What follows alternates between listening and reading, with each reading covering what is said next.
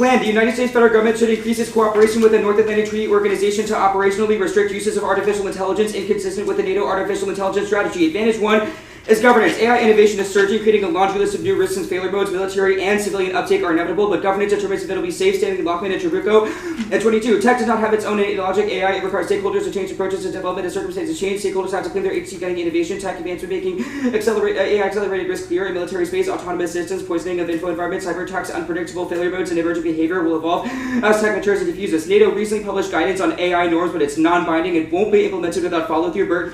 And 21. NATO's approach to AI encouraged the responsible use of tech in line with NATO's liberal values by publicly declaring principles. NATO hold the alliance to account the strategies, interoperability, aim to accelerate adoption, out-adapt competitors, maintain NATO's edge. Principles have no means of implementation and enforce adoption depend on leadership. Key NATO states have been lukewarm that AI has the potential to help humanity only under wise and decisive human leadership. Otherwise, problems will threaten international security and human rights. Failure to establish AI norms and governance causes extinction. Tibergine et al. And 22. A gap between the tech and governance becomes essential when superintelligence can be misaligned. Governance may be the most essential. Unaligned AGI is the number one extras within 100 years. Governance must keep pace. Security cooperation in AI led to potential for a digital Cold War, digital economy, and conflict and crisis. This leads to highly explosive tick-for-tack measures. Militarization is a unique vector and accelerates both internal and external failure modes. Karianis and Draper in 22. AGI is attainable. AI can be militarized and provide decisive advantage. AI may result in an escalation of miscalculation. Developing AGI is not a technological problem, but political. Forming cooperation alleviates the security dilemma. Humanity can persuade the excess risk from peace building by treaty to signal benign intentions. ASI may turn against humanity or experience malignant failure. Superintelligence might hijack infrastructure, military robots, create a powerful military force and surveillance system. ASI enables cyber warfare.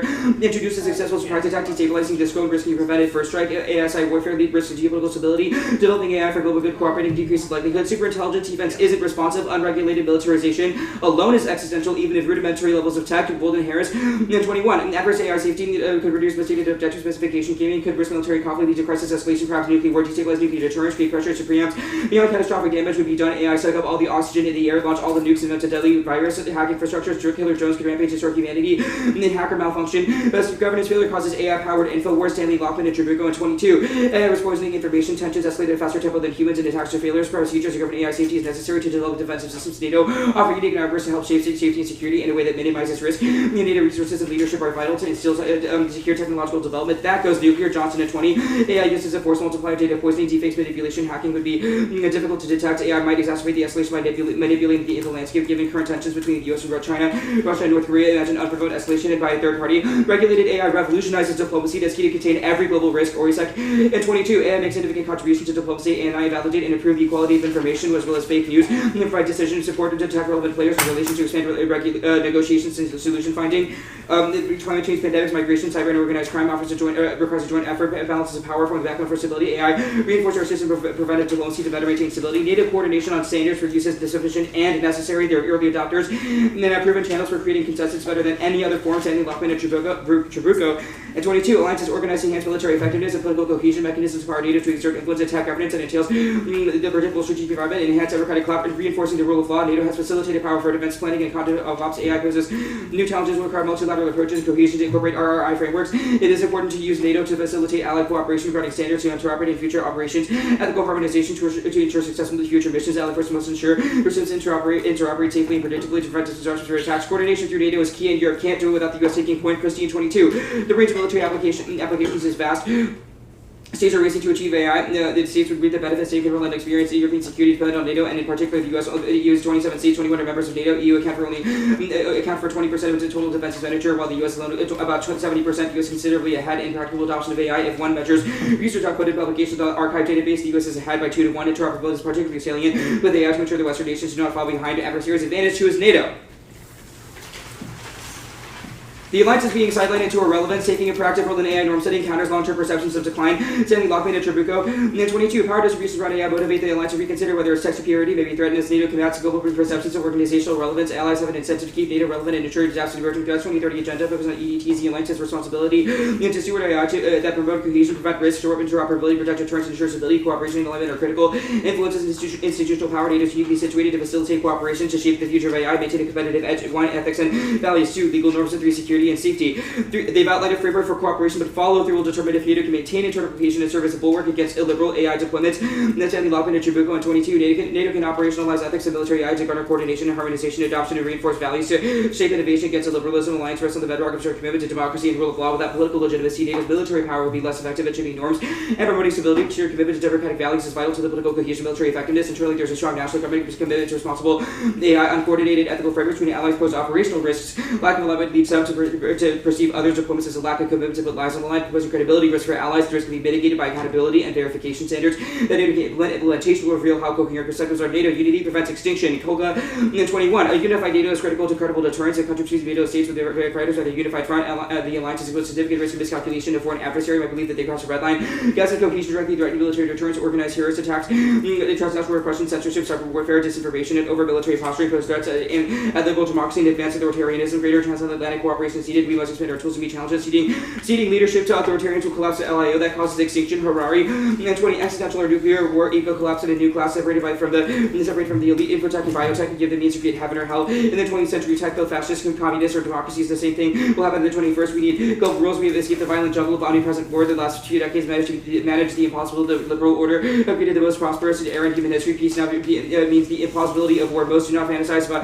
conquering neighbors and spending on education and healthcare. This situation we take it for granted instead of strengthening the fragile order country neglected. If we continue, it will collapse in an omnipresent war. The LAO is broadly necessary for emerging tech governance that causes extinction. Jane 19. AI, 3D printing, engineering, 5G space, cyber carry risks, even human extinction. The greatest risk comes with the risk of autocracies with attack race. In AI, hypersonic missiles and others. This can lead to rapid shift, upsetting strategic stability and the rules-based system of the U.S. And democratic allies need to harness tech to maximize its upside while mitigating downside risk. Authoritarian AI is an existential threat. Minority. And 20. Novel tech to lock the world into suffering, against risk. Lock humanity in permanent collapses of civilization or extinction. The risks have been so high, estimates are suffering on an astronomical scale. Dying out would be preferable. Might be impossible to overthrow if HC obtains it decisively through tech breakthrough in AI. It would have controlled advances in tech. A global totalitarian rule would eliminate hope, freedom, privacy. HC AI is already enabling authoritarianism. Surveillance now can be done by tech. More democratic discussions around AI and acted by policymakers can avoid catastrophic fates. Using our agreements guided deadly weapons without existential catastrophe. We can do the same with AI. If totalitarian regimes rise again, but we can avoid handling them the tools to extend their power indefinitely.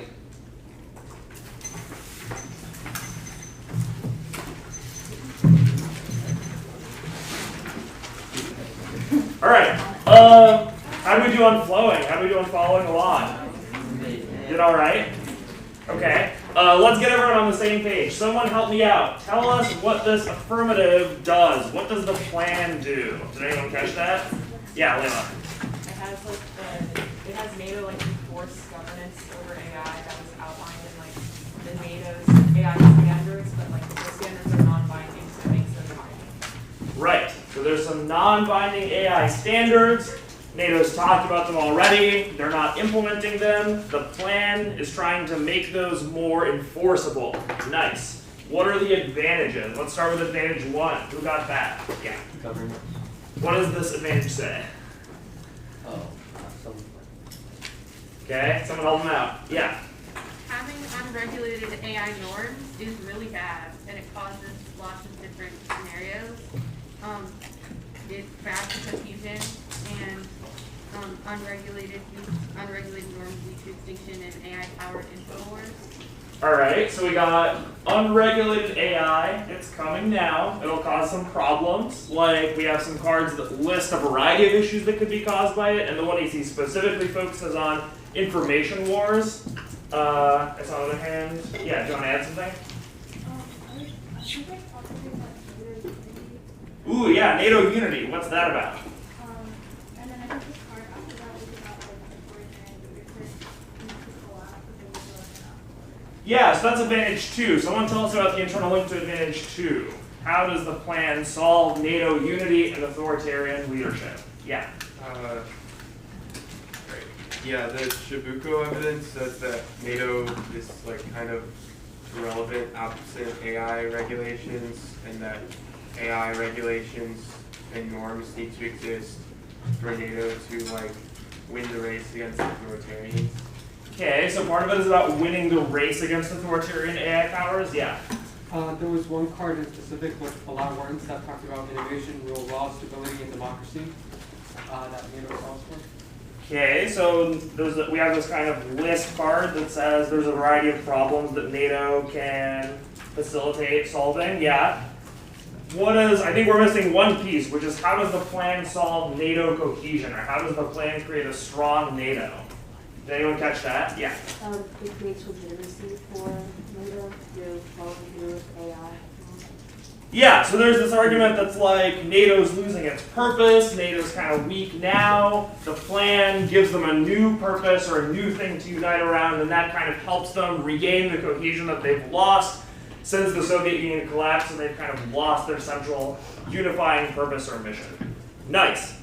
What are some things that we think we want to focus in on in this cross-X? Are there some things that we want to learn about this 1AC that seem like weak points to us? What do we think? Anyone have any ideas? Yeah. Like doing specifically to make it binding. Sorry, what about making it binding? What's the plan specifically doing to make it binding? Yeah, so making it binding, that's like a good sentiment maybe, but what does the plan do to make it binding? That's a good thing to ask about potentially. What else? Yeah. Like why NATO's key to set AI norms? Why NATO's key to set AI norms? Sure.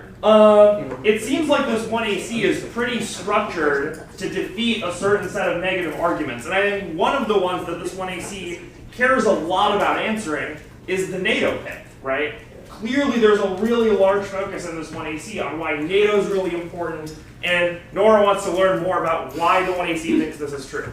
All right, nice. Let's see what the negative does with this crossing.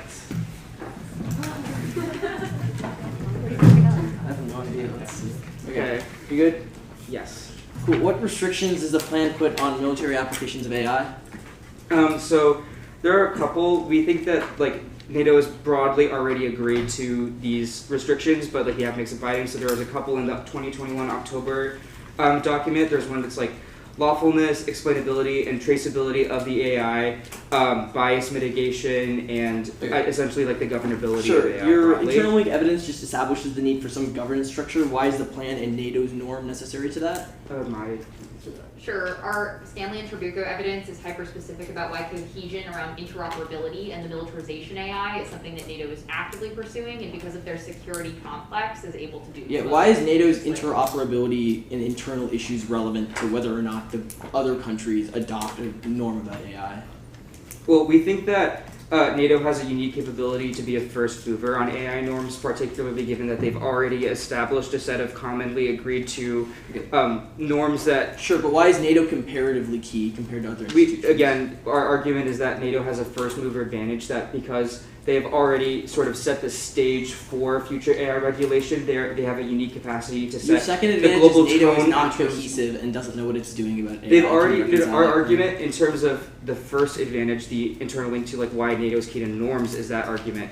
But the second one is that for the second advantage, our argument is that because NATO has not made those binding, that is causing divergent perspectives. That brings me to the next question, which is why is cooperation over AI key to NATO's broader cohesion? So there's a couple of reasons. One is that given the rise of emerging tech, and NATO's like starting to lag behind because these norms are not binding. So the plan kind of resuscitates the relevance of NATO in a world where emerging tech becomes more relevant. The second reason is particularly because artificial intelligence has the capacity to be used in illiberal ways, because sort of the bedrock of NATO is the rule of law. I'm not saying why is AI important. I'm saying what is the spillover between AI and NATO's I'm answering your question. So the reason why in particular is because the bedrock of NATO is respect for rule of law and democracy. AI is a unique instance of a lack of such and a lack of kind of development of norms. So it undermines NATO's overall principles. Essentially. Cool. What are liberal uses of AI? What are liberal uses of AI? We would probably say the uses of AI that conform to the norms that were set out in the October 2021 statement. Okay, so then your last three cards on the NATO advantage say that authoritarian AI use would be bad. Why is NATO uniquely necessary to stop all of that? Sure. I mean, you functionally just answered that question. The bedrock of NATO is counteracting adversaries from acquiring such weaponry. Our card cites China and Russia as looking to credible deterrence from NATO. That doesn't exist in the status quo, allows for authoritarian proliferation. The affirmative resolves that. All right. What did we learn from this cross-X? it was very good. Yeah, very well app done. does a really good job of answering. Yeah, I thought so too. I thought the app was doing a really, really good job answering these questions. But so I think the NEG learned some things that they hopefully will be bringing up in some of these later speeches, some threads that they're pulling in this 1AC. What do we think that the NEG has learned that's useful? Yeah. Like the reason AI is key to NATO Oh, sorry. right now, NATO. Okay, so they've established that a lot of the 1AC depends on the strength of NATO's values and how unique NATO's values are as opposed to other organizations. Yeah, Jared. Yeah, but the previous question is like, where the negative was asking, this one question, I forgot that in full form, where the affirmative answer is like really slowly yes, I'm thinking like, they could use that to their advantage, the way how they answered it, in a sense, before, they haven't got a name, okay, just wait to go over with the last question. I'm trying to explain it, I don't know how to explain it, but I think the negative could use one of the affirmative answers to get them in one of their cases, possibly. Yeah, that's true. One of the biggest uses of Cross-X that's really, really helpful is identifying places where the app is like contradicting themselves or things that the app is saying are a little bit in tension with each other. And I think that you even raise a good point, which is you can learn a lot at times from like the body language and the way that the app is responding. Like clearly the app was a little bit hesitant when answering some of these questions. Like they felt like they were pinned down a little bit. I bet the NEG is going to take advantage of that and think to themselves that they should probably pursue that a little bit more. Any other thoughts? Yeah. A lot of the cases said that why NATO is what we're supposed to handle this compared to other institutions. Yeah. Why this whole first mover advantage to the act that you brings up, like because NATO's already acting like and now by now, that means they're much more suited to tackle this than other organizations like the UN or what have you. So I think that's definitely a role that the NEG might want to use depending on what they have in their arsenal. Yeah, we'll see what the 1NC does in a second, but it looks like from this 1NC or from this 1AC Cross-X, probably our guess from earlier was right. And one of the things that the NEG is really curious about is why NATO is key. I bet there's going to be a NATO pick in this 1NC. An interesting thing to also think about is what the app can learn from the questions that they're being asked, right? As the 2A thinks about the 1NC and how to allocate time and how to allocate their responses, they're probably going to take a lot of the 1AC Cross-X questions into account for that, right? Because the NEG isn't just asking questions randomly, it's all part of a strategy. So hopefully the app is also learning some things from the questions they're being asked too. Yeah. The 2A might need to prepare more for like a spillover effect kind of thing, like it, what they talked about in the Cross-X. So why does AI spill over? Why do AI norms spill over? Yeah. Yeah, so that's definitely an interesting line of questioning. I agree with you. I think that the app is probably going to devote some focus to that if it gets brought up in the 1NC. All right. I need 611.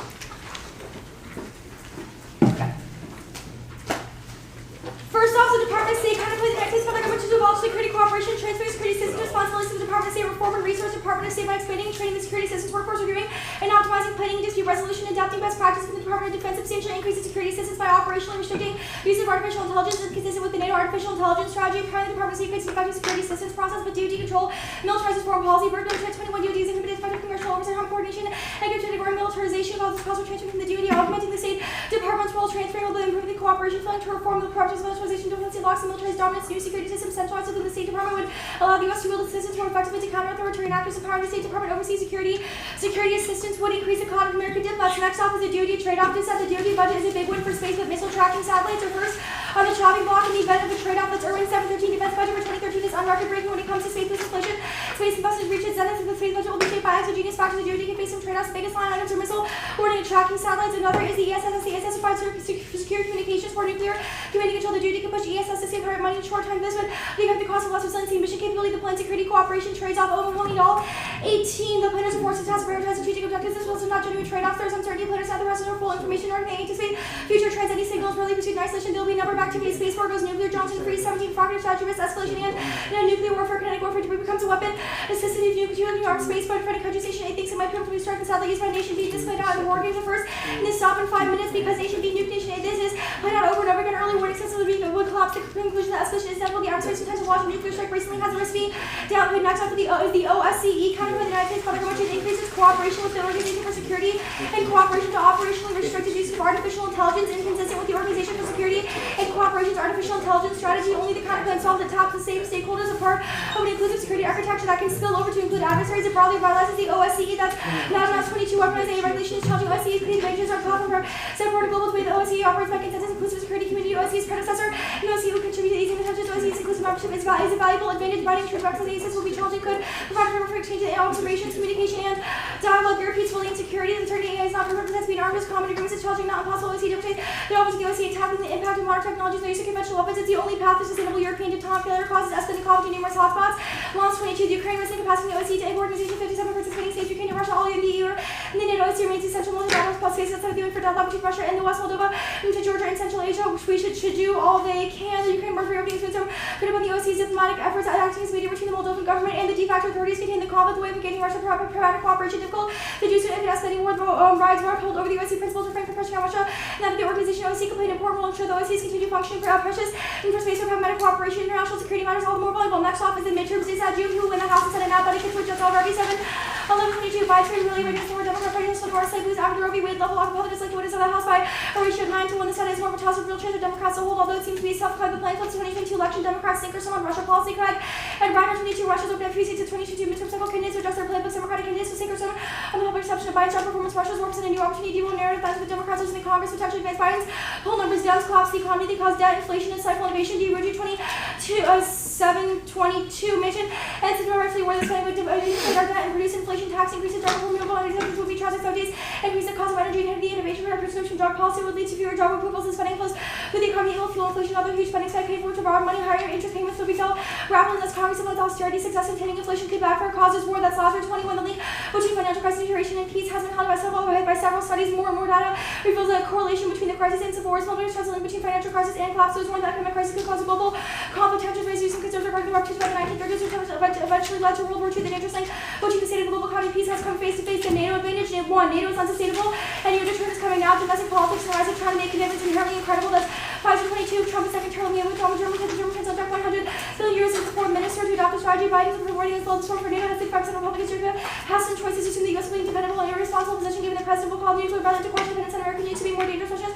Military that has 6,000 warheads. The U.S. has turned away to China, France, Spain, and several of the U.S. only received attention by policy that has to be a journey once prepared for Americans and young Latin Europeans must be prepared for defense could involve the EU contributing to the French nuclear weapons factory. America said that the NATO as being brain dead. The Germany committed to now producing weapons of mass destruction made possible for France to expand diversify with the help of its partners. French nuclear arsenal has European dimension. He said that the foreign ministry discussed with Germans has been Congress about the common defense policy less dependent on NATO upon and then as potentially leaving NATO's command structure. 2. NATO makes mistalk of nuclear war with Russia inevitable. That's Jefferson 22 and Russian nuclear forces and other escalation is possible. Should NATO integrate producing conflagration and Ukraine security spiral of and escalation violation arbitral refuse Ukrainian membership as preventing Crimea maintain a single spark is civility and civility paradox cyber attack shutdown pipeline trigger Article 5 conflict would spill over NATO's eastern member states and may cause accidental confrontations like that's going to spark a take allies to have Russia pulled into Baltics Arctic what Polish territory the U.S. must return its allies into Article 5 loosely 3 NATO collapse and naval strategic autonomy European independence until Freeman 22 invasion Robbins weaknesses but makes no claims about the Baltics. Russia capable should quickly defeat Ukraine and struggles with logistics and air superiority. Morale will be passed by the aggression causes increase in exertion. German and now 110 million of the other countries will follow suit. 10 times Russia spending out pieces strategic autonomy and can be transformed into cohesion. Starts with bringing troops home. 4 Russia's society seeking power. NATO pushes it to balance with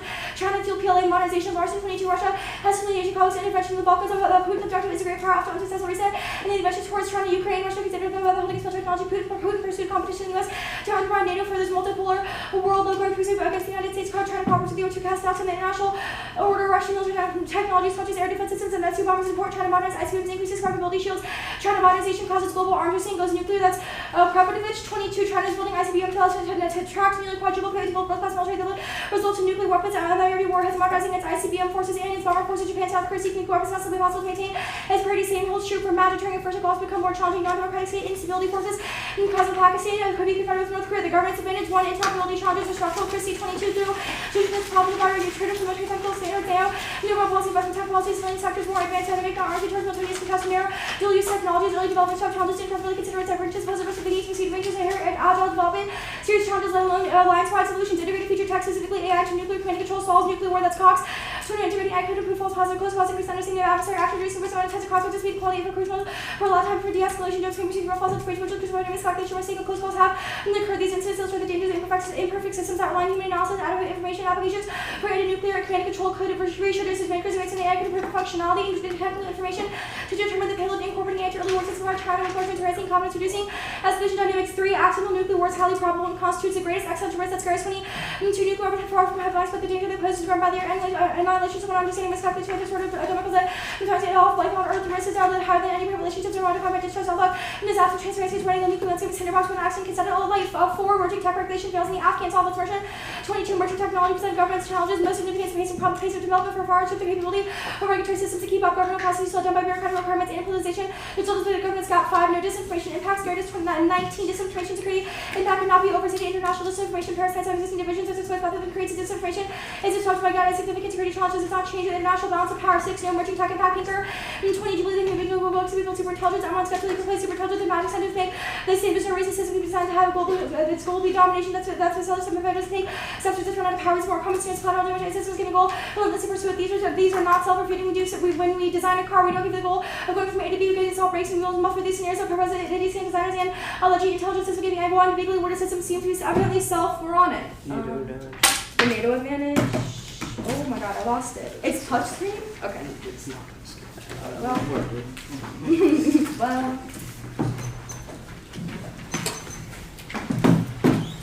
All right. I think it's going to pull this out. See it So, who feels like they know what the first off-case argument was that Margaret reads here? The DOS counterplan. DOS counterplan. Good. Tell me more about this DOS counterplan. The responsibilities are transferred from the DOD to the DOS. Okay. Yeah, and that's right. So the first counterplan takes power from the DoD and gives it to the DOS. Why might that be a good idea? All right. I think there was a part about like DoD, militarized DoD side. Yes, so she does read a card on this page about DoD militarizing foreign policy. My guess is we might get some cross-ex questions about that. But it does kind of lead us into the second off-case position, which is what? Trade-off DA. Yeah, DoD trade-off DA. Someone in the back who had your hand up, tell me more about the DoD trade-off DA. Yeah, I think you had your hand up, right? Sorry, speak up a bit.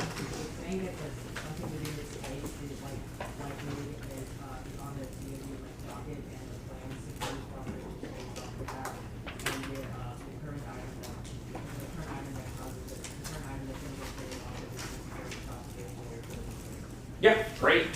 Awesome. Yeah, you all are doing really well so far. What do we got for the third off-case argument?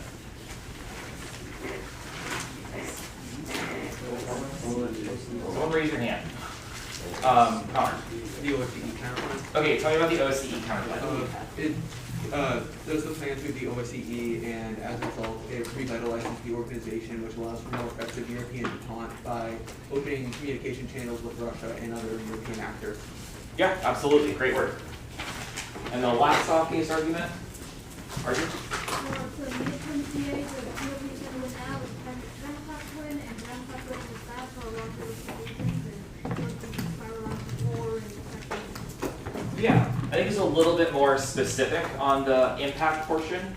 Does anyone know what the impact scenario is that's being read? But otherwise, I think you're entirely right. I'm sorry, I don't know your name. Eileen. Econ. Yeah, econ class. Cool. So we all feel comfortable about the 4 off-case arguments. Let's talk a little bit about case. What's going on this NATO advantage?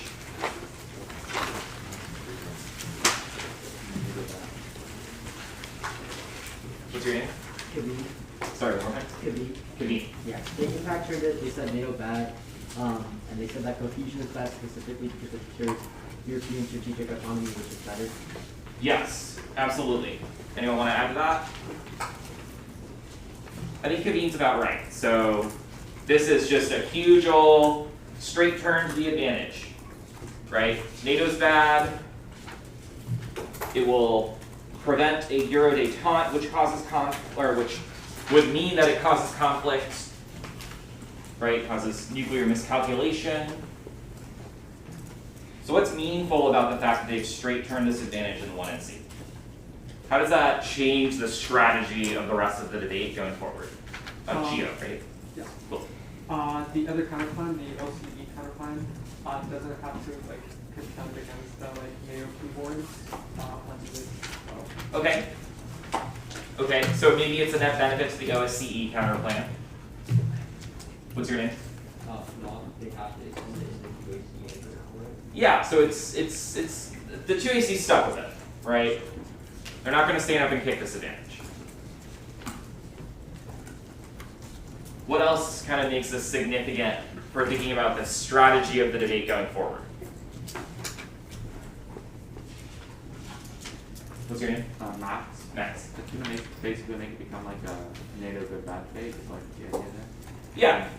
Nothing else really. So it's very possible that this is now just going to be the debate, right? This NATO good bad question on this first advantage. This is probably also an instance where the 2AC is going to have to read some more cards. Maybe. Right? Normally we teach you all that 2AC is on case you don't want to read very many cards, right? Because you want to spend that on the off-case arguments. You should have answered things in the 1AC. But it's possible that in response to the straight turned advantage, the 2AC will read some more cards.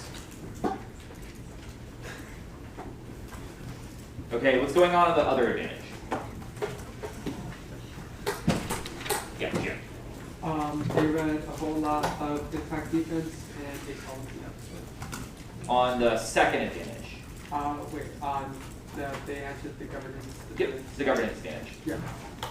So like they said, no like AI impact, no nuclear war, and I think nuclear war gets solved in the status quo along with attack regulations fail now. Okay, so I agree with kind of the latter half of what you're saying, but a lot of those they end up being part of a turn as opposed to just a defensive argument. Right? Are we all following along with that?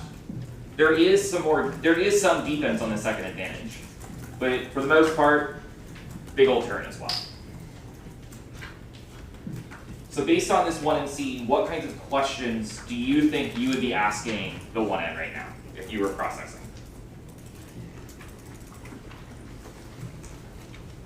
We have no idea at all. This 1NC is just so good, it's undebatable. Just came over, sorry Af, you can't ever win. Liam, right? Yeah. I'm probably asking about like the internal link to the NATO calculation. Okay. Right, so maybe we'll talk about the internal link to some of these turns. Layla? Push on uniqueness, like why does NATO now and specifically cause collapse or Russian aggression, miscalc? Okay. Right, so what makes this unique? What's your name? Armand. Armand, okay. Words for why Republicans solve inflation. Okay, so maybe we're going to ask about the internal link on the DA. Max. We're probably starting next to OSC internal thing. I don't know how long it is. Okay. So you're like, gotta target this really powerful plan. Okay. Alright, well, let's see what happens. You all good? Yeah. Okay. Oh, am I sitting down? Does it matter? Okay, I'm gonna sit down. Margaret, are you good? I am. Perfect. Okay. Status of the counterplans? Conditional. Alright. The DOS counterplan. Yeah. What makes Department of State security assistance distinct from DoD security cooperation? Sure. So the Bergman evidence says that the Department of Defense is too focused on like domestic military capabilities, and bureaucratic hurdles within the Pentagon make it too hard to be able to craft our cooperation. I understand why the DoD, why your evidence says that the DoD is worse for security cooperation, but I'm asking the legal difference or like any tangible reasons why the DOS and the DoD are distinct. It says, the evidence explicitly says it would allow the Department of State to use assistance in a way that is more in line with the current geopolitical environment, because the Department of State is more focused and tapped into what our alliances currently want on the military it's a question of focus. Well, focus what the staff that are trained to do, their priorities, their bureaucratic I have another systems that are in question. place. Other than the first plank, is there a warrant for why the DOS security assistance and DoD security cooperation are mutually exclusive? Sorry? Is there a reason other than the first plank for why security cooperation and security assistance are mutually exclusive? Like why the two departments can't do it at the same Yeah. time? Well, the disad would link to that, so Okay, we'll have that debate. The DoD trade-off disad. yeah. The Irwin evidence indicates that the ESS system is good for nuclear command and control, but what's the reason why existing satellite communications is insufficient to fortify NC3? Well, one, it's about continually funding them. It says that we need to, by 2025, we need to increase funding for current satellites that we already have. So. Yeah, I'm asking the reason. Oh, okay. I guess that kind of makes sense. Do you have evidence that says that states are looking to attack satellite communications now?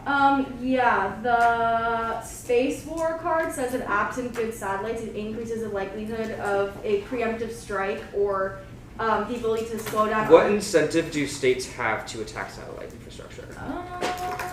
It says you can mobilize troops, open up military depots in regions where things are already really tense. Okay, so let's say that satellites. Russia or China want to, attack satellite infrastructure to do things like mobilize troops, etc. What reason would they have to want to mobilize troops or increase their, hedging against, presumably the U.S.?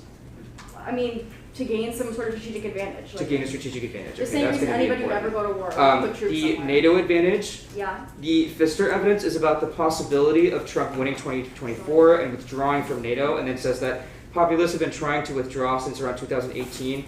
Why is the euro deterrent likely to occur now?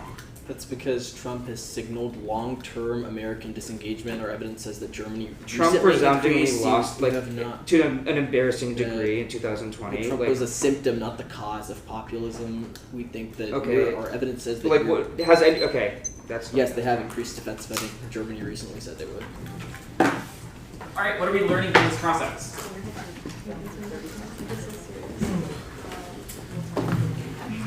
I guess maybe another way to ask this question is, what strategy do we think the affirmative is employing when they are asking questions here? Ben. Okay. That's sorry, can you speak up a little bit? The communication on the U.S. counterplan has to be related to security assistance and security cooperation. Yeah, so that's the first thing that's happening here, right? Is the affirmative is trying to prove that they should be able to beat this counterplan on the permutation. Okay, so it has certainly been signaled that is a central thing that the affirmative will be advancing against this counterplan. What else? Layla? Testing the internal link of the Derradji by Yeah. asking about incentives. Sorry, but asking about what? By asking about what the incentive is to actually initiate an attack. Yeah, so they're trying to take out the internal link to this trade-off disadvantage, talking about this to the incentive for attack, right? So that's probably something that will come up again. What's your name? Also, Darwin. Darwin, okay. The uniqueness of the trade-off DA of why current satellites are insufficient for communication. Right, so why satellites matter for communication? I guess maybe another question I should ask is, what are they not asking about in cross-6 of the 1NC? I think like something to do with like NATO, they're asking more about, security assistance and like the disadvantage. Yeah, so we're focusing on security assistance. We're talking about that DoD trade-off disad. Okay, so there's some arguments, some cross-6 questions on case, right, but not very many. The OSCE counterplan? Yeah, so we're not asking about the OSCE counterplan, and we're not asking about the midterms. Why do you think that they decided to not ask questions about those two positions, Cal? They found them less threatening. Yeah, they probably find them less threatening. Right, so keep that kind of idea in mind when you're doing cross-examination, right? You don't want to waste your time on positions that are less threatening. You want to spend your time on the things that are going to matter. Are you good, Maya?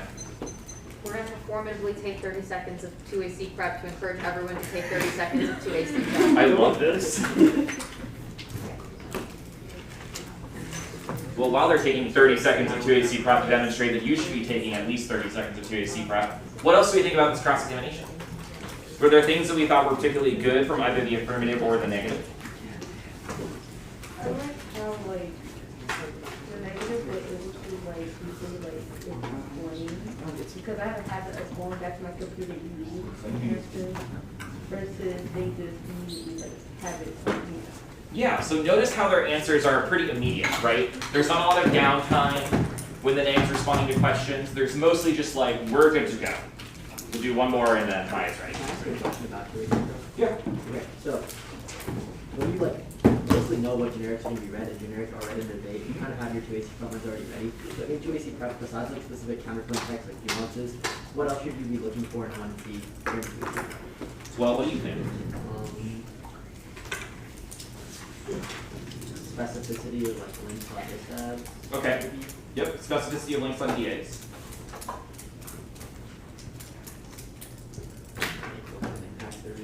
Okay, making sure you're answering the right impacts.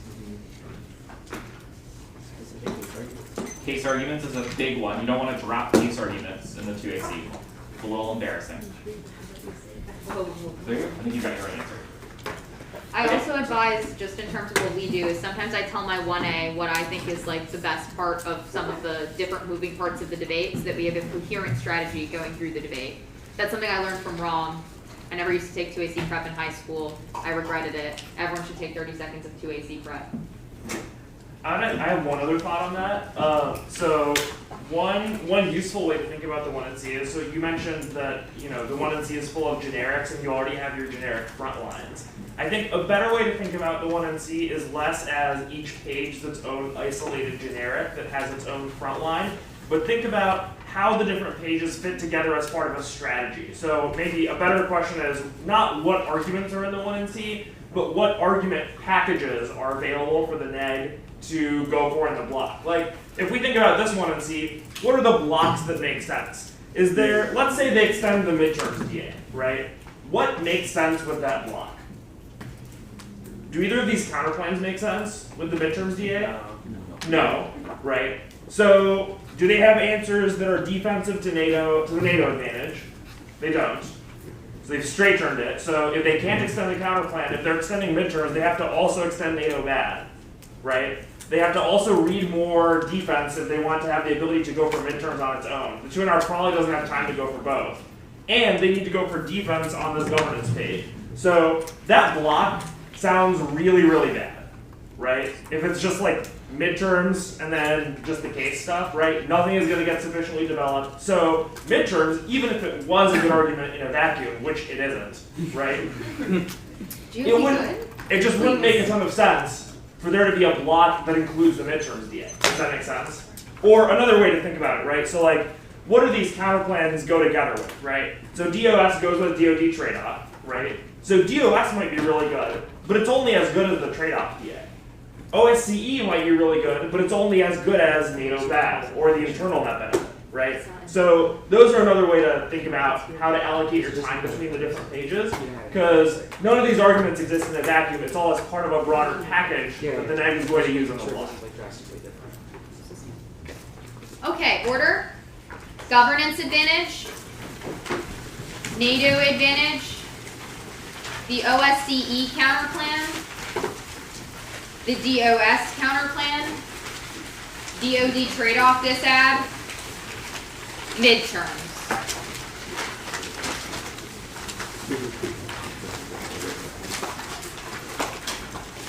I'll just wait for the papers to stop shuffling. Awesome. Stop me if anyone's not ready.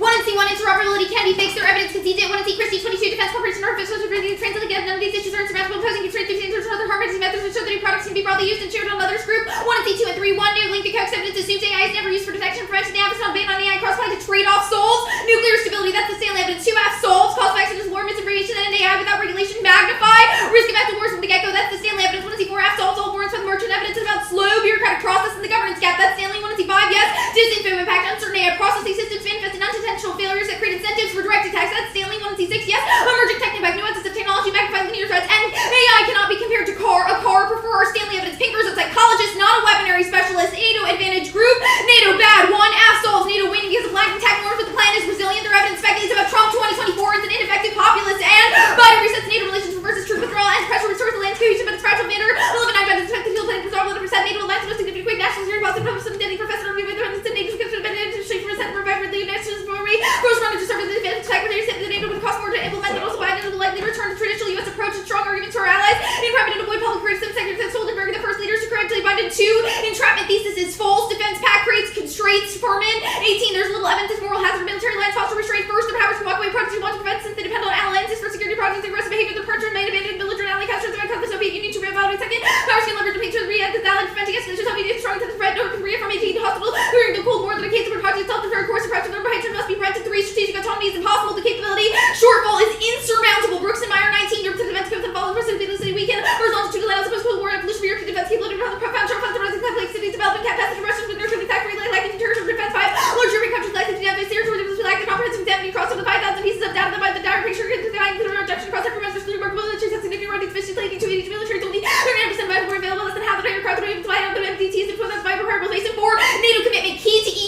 cooperation. Central Europe will never trust Western European security guarantees without U.S. backing. Mid 19 European was defensive also by African defensive for playing Western Europe fight, Philippines, South Scandinavia, the security powers of central European entrance will have to be posted to all very Central Europe will never wager European defensive more Western European guarantee without American backing and also brings the side bring more defend all throughout the units and also the dark sectors large European between NATO and remains set to be security. 5 cost unsustainability arguments are conservative nonsense. Brands and fever. 17 is U.S. and pulling back the lines to make the market mission more predictable, more expensive, and risky. 3rd place in units and still having troops and events delivery U.S. and Europe and the East Asia during the World War II costs that are eventually limited to 40 Richmond, making cheaper than nations to the first of the nation, the United States, saving them less dramatic and ephemeral. 6 breaking the Russia and China lines is magical thinking. Rumor 20 coordinates costs of Russia had their highly illegal Jews breaking Russia and close to the appearance all played having important Russia with those 5G and NATO and official the criminal and hard servants will be put into one agreed proposition of the dimension of the mistake between the rest of the hard distributors. Russia can disturb the China Jew part of the U.S. and go back to money from U.S. and interest of American United States U.S. The drug wide represent magical thinking. 7 no Chinese modernization and no impact. Logan 17 Logan's type of behavior tends to design that have to have ruler change for deciding that for basic development modern design production and non-production from protecting and also taking your trash from media and China life from infrastructure ability to protect the organization further and practice to avoid China will not conserve and give them a design that more few give them private to talk about China would also 5G that also down about the China modern states with security survivability using China nonetheless found harder obstacle to OSCE counterplan 1 counterplan can't solve OSCE cooperation doesn't solve NATO disunity seating leadership guarantees authoritarian eye that's Stanley and Minority 2 NATO's key failure to engage in the institution itself means the military eye can be made interoperable which causes political gridlock and tactical conflict. Stanley Lockman and Tarico 19 to me that that's the US to say that all the keep responsibility to government protects and takes security the level of sustainable diversity the road to the reality 15 higher security to the political alignment and to take the plan earnest about the tactical level to raise specifically the OEC fails they can't paper up fundamental differences in Russia propaganda and rights their credibility lost in 22 that was the Russia must have to be the distributive like some states of relation among the nations that make members of the organization who will relate to about the same organization will not function little have we made the narrative market the less Russia documents to the public see that the disagreement the difference for the organization by political after this information restriction officials against the organization ignore Ukraine authority restaurant effect the political resolution the government corrupt say the undermine the OEC cast for credibility questions the competence cannot be manipulated for permutation to both regulatory fora are complementary not competitive Mugo 21 bring some duties to list for today bring the single model to back approach their cooperation with the partner the U.S. for protective recognize the norms spread the regulatory concerns some applications from that they by infrastructure every from the day security lines to the others not security lines and all of them to read that it determined what to all use and purchase for attached to regular operation sure with the against law just ruined and American thinking to assure they every to be tackled while 5 perm to council and 6 perm to both cooperate with the OSC the perm taxes in the dock 7 cross line mission 19 we will deliberately concede status quo provides insufficient European cohesion NATO unity is keys European cooperation 8 NATO cohesion vitals coordination adaptation and mitigation of climate change Shia 22 many security like 20% more to the rest of the trial of Afghanistan best high-tech hybrid work for rest of the climate change also to people the economy cellular to the global and have countries that are back and with Pakistan thousands to be brought to the big shots of death by social political future global land water resources are much more like a pandemic to bring them to that level of self for each protect people of the political constitution assignments to the ocean and view as a workers to have a degree underwater to respect the people more conditions and we have to the place of the protection data with to reduce global warming the climate impact climate where's my right to sales rate test for existing nations top of the security of the lines 8 9 picks are a voting issue creates fake plans writing inflates the value of bad net benefits 10 conditionality voting issue to deter the practice argument of your responsibility conditionality forces the act to respond by reading short inconsistent arguments results in late breaking debates that undermine clash and advocacy kills counter-interpretation disso solves your offense US counterplan 1 permutation both shows the internal net benefit now 2 16 valid except that the word of the simple rose states that feature the problem different than the nature of the implemented DOD state a stronger hand 2 part of the counter and security cooperation includes the US month 2 13 the purpose of security referred to after the DOD have to data this is responsible planning to continue the keys to shift to the DOD 3 purpose of the plan transfer authority funding solve the net benefit 4 key counterplan links to the net benefit 4 minutes about authoritarian responsibilization from security assistance agent is relevant and they don't read an impact DOD trade-off is that funding is relevant DOD failing at managing space programs earn 22 military to do the success of the funding reserve with the 15 square convoluted old school to run system to take advantage of mission intelligence practices DOD is flexible can accommodate the budget John Bergman and Shutman 21 to do the program DOD more flexibility to DOD is much reduced significant from substantial to go by sort of new crisis 3 new hypersonics impact Brandon 19 the US Russia the best in hypersonics and hypersonics are not no long range precision traits are dependent on the past themselves the vulnerable military officials have been for my dollar with the hypersonic conventional strike that all will put another hypersonic missile service by 2022 cross-sex proves that Russia and China want a strategic advantage against the US proves revisions of debate and why NATO is key the midterms is how uniqueness overwhelms only a miracle could let the Dems hold Brooks 7-12 Biden economy and the House majority since the US is heading in the wrong direction to hit 77% Biden underwater proving the after new change shows that control the Republican things holding so many issues that never heard the votes about seeking more voters named deflation in the economy and cry about the fact that she didn't pointing a Biden failing the economy demonstrating every issue they can think of at the wall just not working too popularity doesn't translate ideology is locked in Creek and Briner 22 the brother of the meaningful bump the rest of the approval rating part approval rating parts of the low appear to be the main driver Republicans just really can't get over the hump that it's different the different party judge him differently 3 Dems don't cause inflation the GOP doesn't solve the vote low 622 Republicans want to believe that inflation 100% show Biden McCarthy blamed Biden for creating raging inflation with the Jewish left and Hitler proposed to spread even worse than Germany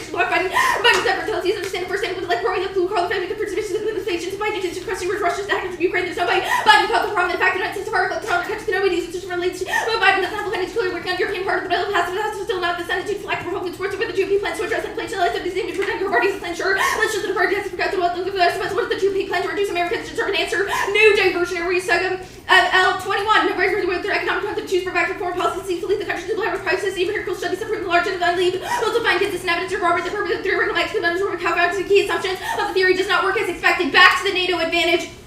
Putin won't risk it unless its deterrence collapses. Wolf 20 Russia to rise the nuclear threat. It's difficult to understand why Russia would be able to do the eventual activity nuclear NATO would be opportunity to Putin does not have appears to us that Russia's invested in conventional weapons to provide a buffer against the nuclear threshold. Deterrence is necessary. Any ammunition provokes conflict. But I see 20. There is a danger that revealing relationship with Western province of three erroneous assumptions that exist Moscow is sought to include Republic attack in Georgia, Ukraine, and Belarus. The strategic calculus to dismantle Western European nations is no viable alternative to the NATO American forces to play the next deterrent defeat officers were the president to deter Moscow's direct aggression.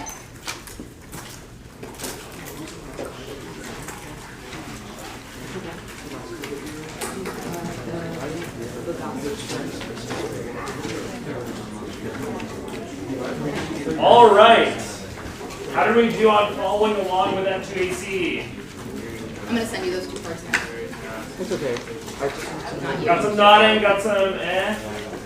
The 2AC was pretty fast, right? But it was still easy to hear exactly what was going on. Everyone was pretty much flipping pages at the right time, so you knew what arguments were being answered.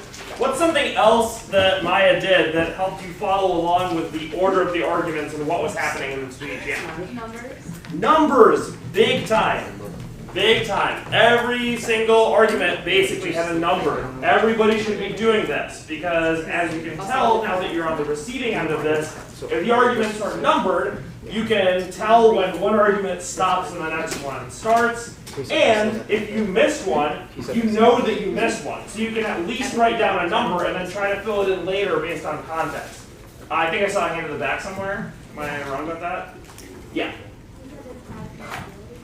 Tags were said more slowly. Yeah. So tags are more important for the judge to write down than the text of the card. So while the text of the card was still super clear and you could understand the words, there's less concern that you write down every single word that is in the text of the actual card.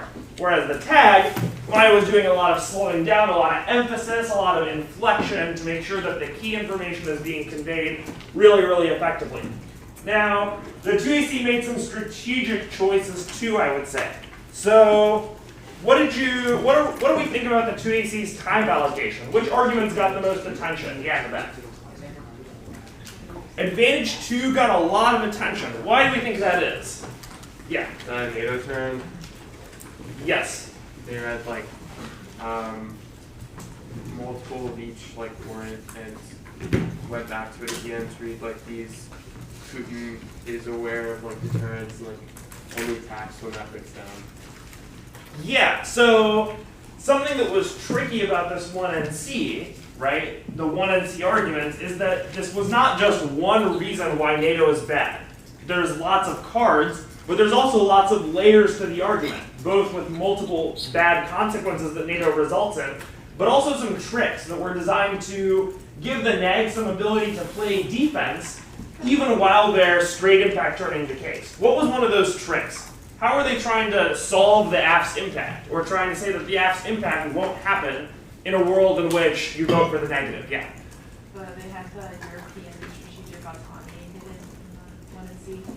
Yeah, so there was this layer in the 1NC that had to do with European strategic autonomy. They were making the argument that if you scale back NATO, Europe will step forward to the plate and they will take on the same defensive role that NATO had been playing in the past. So if NATO's good, Europe can solve it. But if NATO's bad, you can only solve that by voting for the neg, because only the neg gets rid of NATO's cohesion as an organization, right? So the 2AC had a lot to do, right? There was seemingly not that much in terms of sheer number of cards in the 1NC, but there's a lot of different threats that the 2AC has to deal with, and a lot of different kind of angles that the 2AC has to respond to. So the 2AC had to read a bunch of cards in response, and they did that.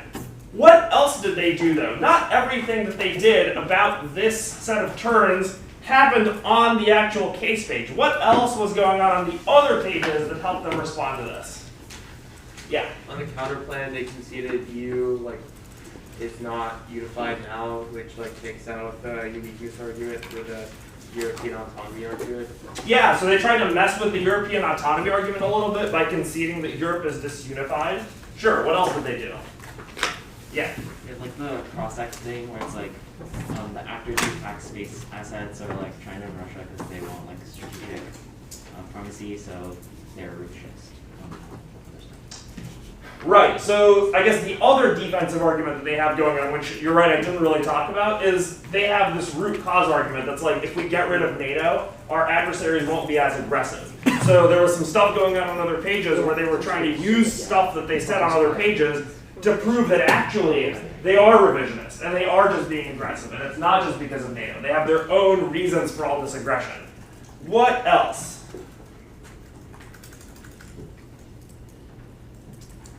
Yeah.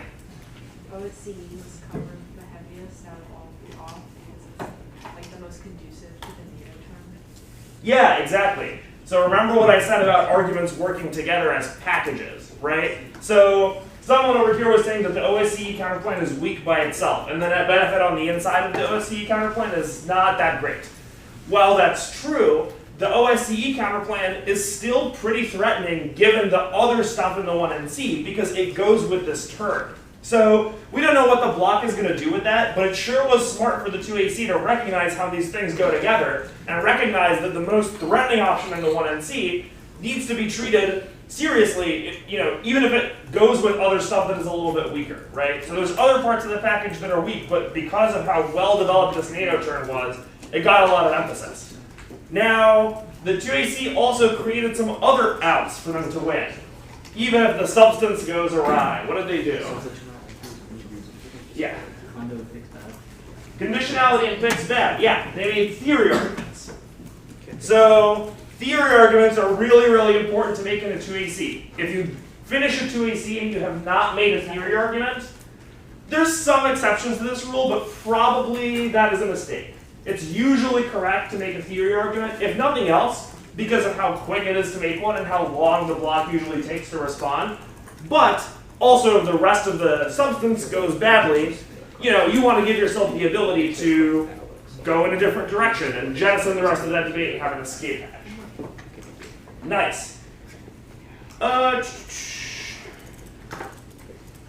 They also undercovered some stuff, I would say. They deliberately undercovered some stuff. What? Yeah. I feel like the stuff is really covered. The DOS contract. Yeah, how many arguments did they make on the DoD trade-off this ad? Four? We in agreement about that? Yeah, so relative to the stuff that was going on in other parts of the 2AC, they didn't spend that much time on it. One thing that I'll point out is that the DoD trade-off disad not being last in the order was definitely on purpose.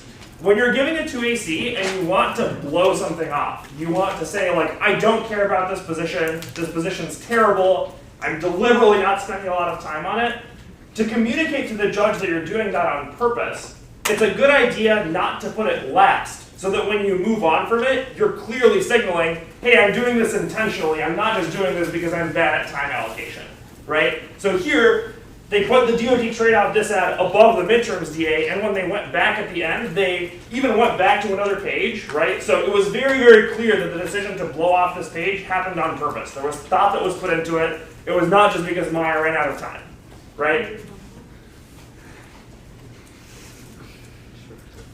You also said they uncovered the DOS counterplan, right? Why do we think they did that? Yeah. Like they're just going to go for the Department of State Yeah, so for them to win on a solvency deficit, right? What are the pieces they need to be? They need to make the net benefit pretty small, right? They have to play a lot of defense to the net benefit. They also need to win a really, really big chance that the State Department will not solve DF. What's the solvency deficit they have in the 2AC? What solvency deficit argument do they have? I think they just have one. Anyone catch it? There's 2AC number 4. Yeah. I think that was 2AC number 5. Oh, did they skip? Did you skip that one? Yeah. Oh, you Yeah, skipped yeah, the yeah. solvency deficit. Yeah. Oh, okay. So there isn't even a solvency deficit on this page then, right? Whoa, yeah. Yeah. Call me out. That's Yeah. fine. No. But like, no, Layla's totally right though that like this also happened on purpose, right? So like, there is no world in which the DOS, or it's like, again, you have to think about it in terms of packages, right? DoD disad plus the case, not a very good 2NR option, right? Because again, the DoD trade-off disad, not very good, right? Case, really, really big, lot of impacts. Even if you don't mitigate the risk of the DoD disad all that much, if you're giving it 2AR on like my 20 AI extinction impact versus this like stupid space war thing, you're probably going to be in a good spot, right? So this only matters if it goes with the counter plan, right? But the counter plan, solvency deficit's not that good. The one they had slated in the doc was like the Department of State is slow. And it's probably correct that they skipped it because the NEG is obviously going to stand up and say, hey doofus, we fiated that the State Department just does the plan, so we get to say it goes as fast as it wants, right? So this probably was not going to be a winner for them anyway. So they were just like, whatever, we don't care about this. We're going to focus on the perm. We think the perm's a winner, and we don't care about the solvency deficit option. Does that all make sense? Okay. Which perms did they make on the State Department counterplan? Both ends. Do both. Yeah. Perm do the counterplan. Perm do the counterplan. There's one more. Yeah, could be. Permutation do the plan. Permutation do the plan, and there was some other stuff that one did. Permutation do the plan, not an argument. Yeah. Counter plan links to plan? That was an argument that was in there, but I don't think that was a permutation that they made. Yeah. There was perm do the app and transfer funding. Yeah, perm do the app and transfer funding, right? So the reason this would have applied, or the reason this would have solved, is that the net benefit is all about funding trade-offs, right? So if the counter plan creates the idea that like you can just fund whatever you want, you can reallocate funding in whichever way, they solve the funding trade-off by just doing the app and transferring whatever funding is necessary. Does that make sense? Okay, which of these do we like the best? What do we think we're going to go for? Yeah. Perm do counter plan? Well, so let's start with perm do both. What's wrong with perm do both? Got the DA. Yeah, there's a DA, but I think there might be a bigger issue. Yeah. The militarization Maybe. Yeah, there was this militarization business going on this page that the 2AC did not say a ton about. That's true. Yeah. I don't think this may have been a plank, but like abolish security cooperation. Yeah, I think the 1NC. Let me double check the text here, but I'm pretty sure that's right. Did they abolish security? Yeah, the first plank of the counterplan was the federal government should abolish its security cooperation. Yeah. So the 2NC is going to stand up if they go for this, which, again, we'll get back to perm do the counterplan in a second, which might mean that they don't go for this anyway. But perm do both has this big problem. The lesson there is that as you're putting together your 2AC doc, this is another problem with thinking about the 2AC just in terms of what are my blocks, what are my front lines, right? An important thing to focus on is you got to be really careful and make sure that you're carefully reading all of the counterplan texts that are in the 1NC to make sure that you're doing really smart stuff and like making the best permutation that is available. Now, again, they're clearly doing that because that third perm that they made was really, really smart. They fixed the funding trade-off. They did the plan. They did they did the relevant parts of the counter plan. But there's also risks to just saying perms that are so short as perm do both or just perm do the counter plan. Yeah. Okay.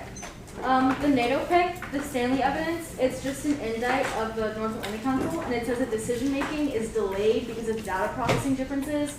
Why doesn't NATO have that problem? Why is that true to counterput, and why does that make NATO better? Like, I don't get why this is a NATO key warrant.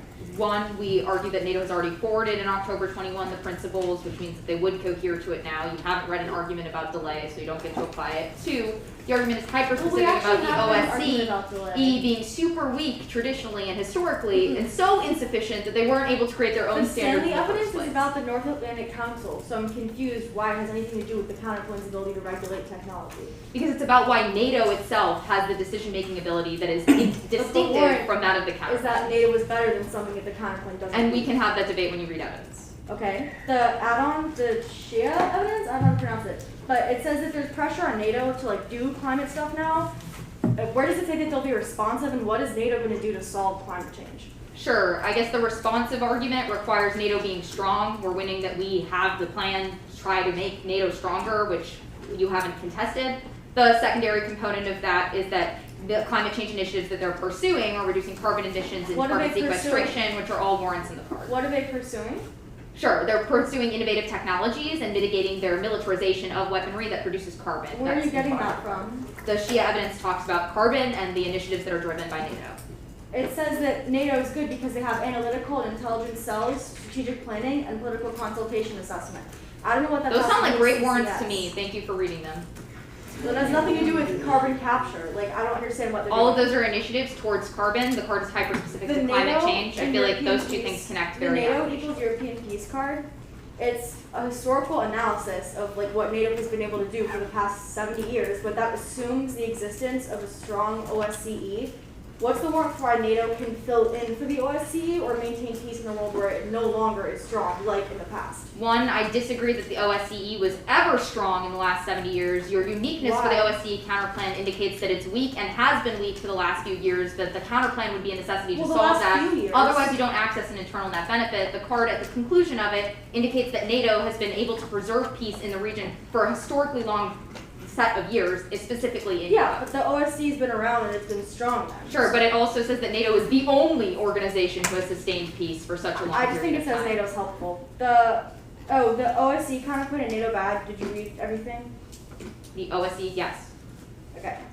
The solve stability argument / cross application to trade off on the second advantage. I didn't get the argument. What was it? Sure, we've cross-applied that it solves security stability. Your argument is that right now there is a group to militarize AI, and cross-ex you spec that it was Russia and China. The argument is that if you're right that AI integration into nuclear systems solves stability, then it solves the reason why like satellite hacks are bad. Okay.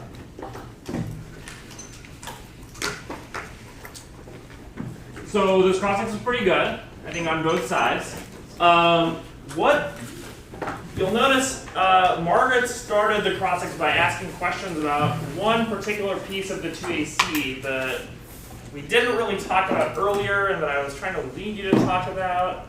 Anyone notice that? It also matters for this NATO good bad debate. Yeah, Darwin. I think under OSCE counterplan, the 2AC talked about how NATO is necessary for climate change actions, and Sure did. That's true.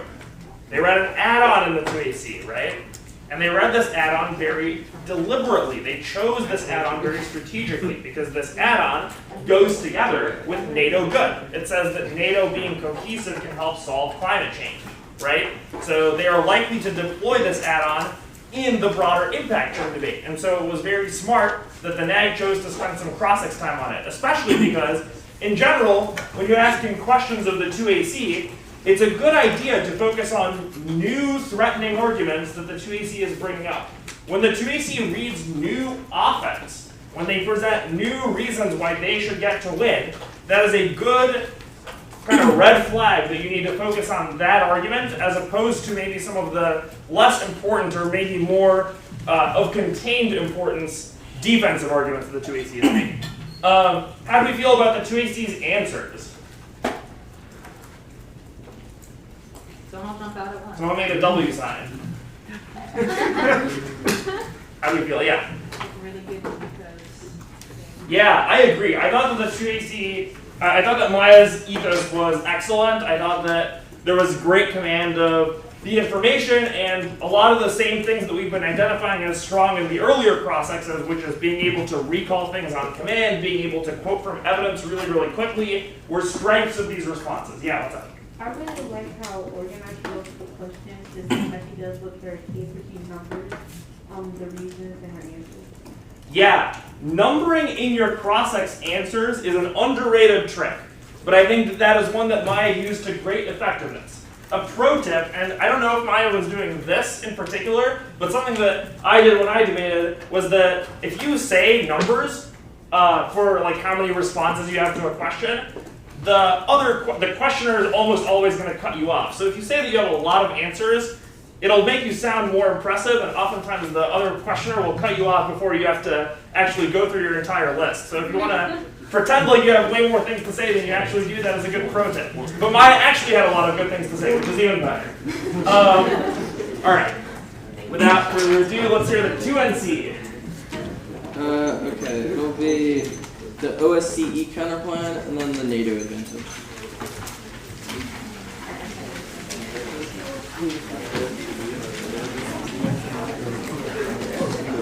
Arvind, I need a minute. You said you don't want to. Oh, sure.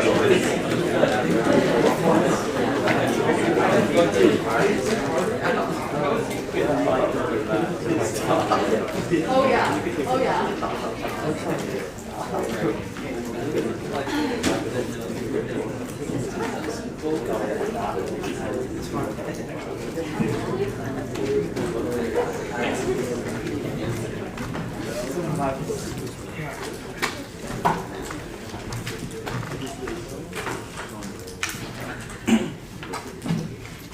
Okay, we're all good to go?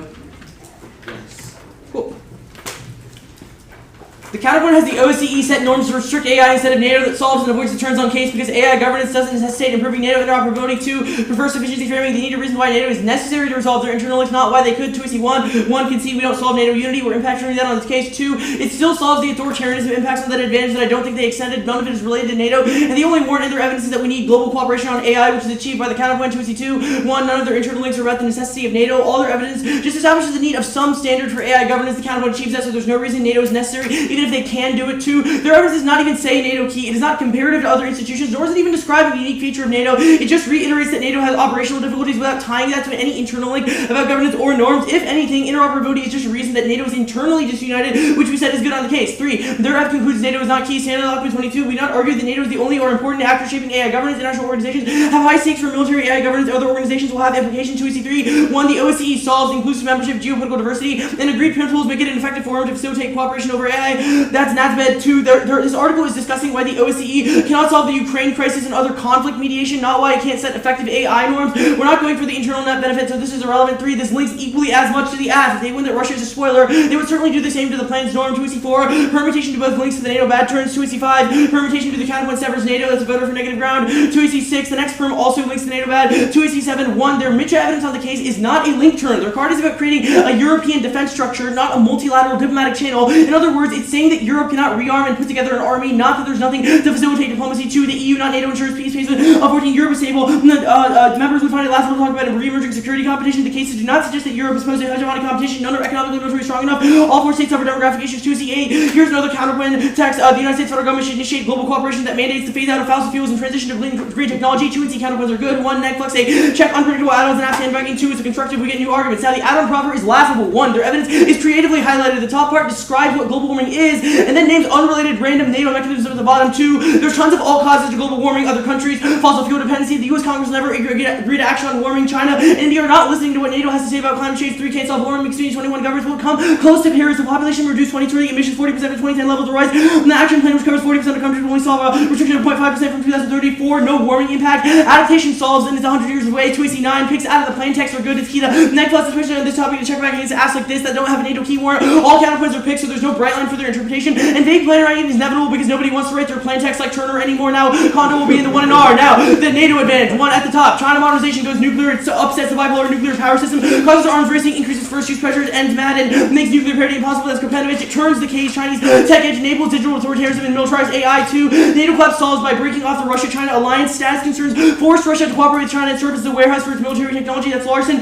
3. Independently enables the U.S. to leave Europe and rebalance to Asia that prevents impending wars in Taiwan and the SES AJ-22. China will start a war. Chinese aircraft intercepted surveillance, harassing patrol. Biden taking more time on Asia, focus on Russia at odds over volatile Taiwan. SES4, it turns the case. Russia-China coordination triggers global war and collapses NATO. Taylor if China moves to the SES at the same time. Russia waged incursion in Ukraine. U.S. forces will struggle to respond. China could use its ownership of European forces to slow NATO, which could discredit the commitment to AC1. NATO is unsustainable. It takes out uniqueness for any NATO good turns and makes their impacts inevitable. 1. Domestic politics. Europe thinks that Trump is a symptom, not the cause of American disengagement. Nearly half of Republicans oppose NATO. Biden's approvals are low, and Europe fears the next Trump. That answers their first card, which is 2 years old and is written directly after the 2020 election. 2. Drop rearmament now. Germany is increasing defense spending and calling into question the nuclear umbrella. The EU is exploring a French deterrent, and Macron thinks that NATO is brain dead. That's Fister 3. Commitment trap collapses. The alliance deterrence failure is inevitable. Zumpo 22. Russia could attack on a large scale.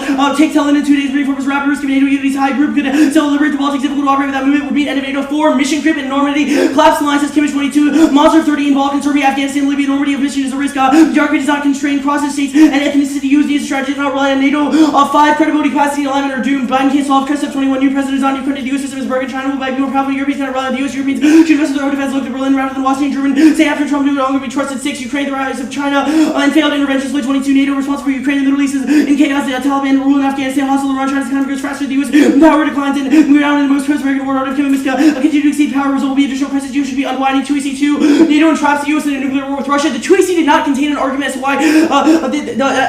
why Russia would not be provoked by NATO, so they don't have offense against turn 1. Deterrence provokes Russia in enlargement to Eastern Europe, sparks Russian insecurity. NATO pledges to integrate Ukraine and Georgia and BMD deployments incents Russia to defend its sphere of influence. 2. Moral hazard. The Baltic and Poland will recklessly drive to draw the U.S. into a conflict. Article 5 initiates the entrapment process. That's Jefferson. 3. Their emphasis on assume Ukraine. It magnifies the risk of reckless driving. Gilder 22. Take as reckless drivers. Widening this war. Article 5 is disturbing military supplies to Ukraine. Risk target countries bordering Ukraine. Russian missile war spiral out of control. 4. Entrapment is a process, not an event. Miscalculation occurs in escalatory steps. LC18. We should not think entrapment is either or events lead to the conflict rarely discreet. It shouldn't occur. Escalatory steps. Allies in the share preference over your safety. Depose. Share the purpose over the intro. All opposition. 5. Waning unipolarity causes states to cash out on the alliance. LC18 unipoles increase. Entrapment, particularly waning unipole shifting power, increases moral hazard. The risk of taking the cash out on unipoles ensures policy room large. Allies are unlikely to wait for power shift. Creates a vicious cycle. 6. Libya demonstrates the entrapment process. LC18. Libya illustrates that Biden will reluctant to take on integration with the U.S. No was subject to timing entrapment. Libya demonstrates the dangers. Right now. Accelerate the timeline. The U.S. went along with expansion to dedicate its capabilities. 2C3 and 4. We're not going for the strategic autonomy arguments. There's no external argument to EU burden sharing good, and they drop rearmament now, so there's no uniqueness for a turn anyway. It does not implicate the other turns. NATO collapse alone solves entrapment because Russia is a status-seeking power and its acts of aggressions are reactionary to NATO. The U.S. also just wouldn't be drawn into a conflict because collapse removes the tripwire for entrapment. It's also not necessary to resolve rebalancing because it just depends on the U.S. leading Europe. New cross applications are implicitly answered on other parts of the debate and justify new twin responses. 2C5. 1. The lacks uniqueness. The U.S. has already spread things trying to rebalance to Asia while maintaining NATO commitments. There are brands evidence just as it's cheaper to station troops relative to the past. Not that we can station troops in multiple theaters too. We can't financially contain Russia and China. LN22. The overextend the U.S. has a debt of 3 trillion unfunded government mandates at all levels draw from NATO will use to rebuild power by reducing spending, remaining forces specific to hedge against the rising China. 2C6. 1. Doesn't assume NATO collapse. Russia isn't willing to break away from China now because the U.S. gives it no other option. 2. NATO drives Sino-Russian cooperation, acknowledging Moscow's interest in encourages rebalancing children to 22. Reasons for careers in relation to NATO, and then double standard with Kosovo. This led Moscow to Russia with dating, including considers the launch of violence to Russia manifested joining NATO to balance China challenge the alliance secret service catalyst for Beijing to partner. 2C7. 1. Answer to the overview monetization of bipolar nuclear structure. 2. Their evidence old Bitzer or China will overcome hurdles. Bitzer 22. She urged monetization China values ASIC with the world leading quantified G development with the best of led high monetization enhanced with civilian innovation. 2C9. 1. Deterrence is provocative that was explained above. 2. Wolf is wrong. Russia will back down. Goes 2020 to Russia. Emphasize the influence on space as defense and don't take its ties. Russia and link it back down to pet losses and research take by whom would have to be previous of third nation. 3. Russia is not revisionist because 23. Russia is not trying to make it this way. We drive the treasure documents. The statements and scholarly literature transfer vulnerability to attack territorial grand is reinforced by invasion collective majority in Ukraine. Russia's depict NATO as the threat status and Brandon Putin's speech strategy. Papers 4. Interstate symmetry, lack of tangible interest in vice Russian challenge carpenter. 19 security pledge a week. State transcript with the report we cannot be overcome by increasing pleasure after trade credit based on high tangible interest rate forms risk suicide. Looks like a bluff that Moscow we call 5. Modern warfare. Lucas 22. NATO's unprepared warfare. Weapons and non-military coercion, corruption, propaganda, Russia weaponizing hunger by blocking grain export. NATO is ill-equipped. 6. Infrastructure deficiencies. Mission 20. 2. China's acquisition of infrastructure raised credibility. Questions about NATO's reinforcement. NATO deficiency limit. The mobility corridor has a 1.5 trillion deficit. Nord Stream 2 made Russia its largest supply of entry. A leap in Russia's influence out. I don't think they extended any of their NATO impacts, but I'll answer it anyway. Note 1. NATO backsliding now. Collapses the lines. LH21 Hungary. Poland, Turkey, Greece. Now Albania, Macedonia, can less ability to decline periods. Adversaries self-serving vulnerable disinformation, weak increasing of power, self-serving decisions. Allies lack the will to divergence. 2. NATO does not increase democracy. Post 20. Portugal, Turkey, Greece, backsliding. Poland, Hungary have democratic backsliding. NATO will not have advanced democracy by attacks, restaurants, and NATO threatened democratic Ukraine, Derradji democracy project producing ministry of regime type 3. NATO solves nothing. NATO 20. The U.S. want to use NATO's all-purpose use stability of the Middle East, European forces, transformation away from collective and towards out of area operations. Operation use all the end with the effect on unreal alliance and political support. All right. Oh. Okay, half the room just got up, I guess. Okay, what is the strategy of this 2NC? What arguments are we going for? Anyone? We have no idea what arguments we're going for. Dora. Yes, so we've got the OSCE counterplan with NATO bad as the net benefit. That is the entire 8-minute 2NC. Okay? First of all, notice how that one strategy takes up the entire 2NC. Right? Arvind's not wasting his time with extending, all of the off-case arguments and then all of the case arguments, right? He's picked a strategy and he's doing it. What's going on in the counterplan? Actually, before we ask that question, the kind of structure of the 2NC. How are these arguments being delivered? What is making them organized? Because it's pretty easy to kind of follow along with what's going on here, even if you're not catching every single word. Carson? He's responding by saying 2AC blanks the number, and then also giving numbering the answer to each argument. Yes. So very, very good line by line, right? Following along in 2AC order, and you know which arguments he's referencing because he's citing the numbers that Maya was using in her 2AC. Right? So we're following that order very, very carefully. And Arvind is also numbering each of his responses so you know when he has finished a response and moved on to the next response. There's also something really persuasive, I think, about being able to look back at your flow and recognizing that there's 6 2NC responses to this one 2AC argument. Right, so just to reiterate what has already been said, numbering is very good. We like numbering things. And it makes the line by line so much better and so much easier. Layla, did you have something else to add? Okay.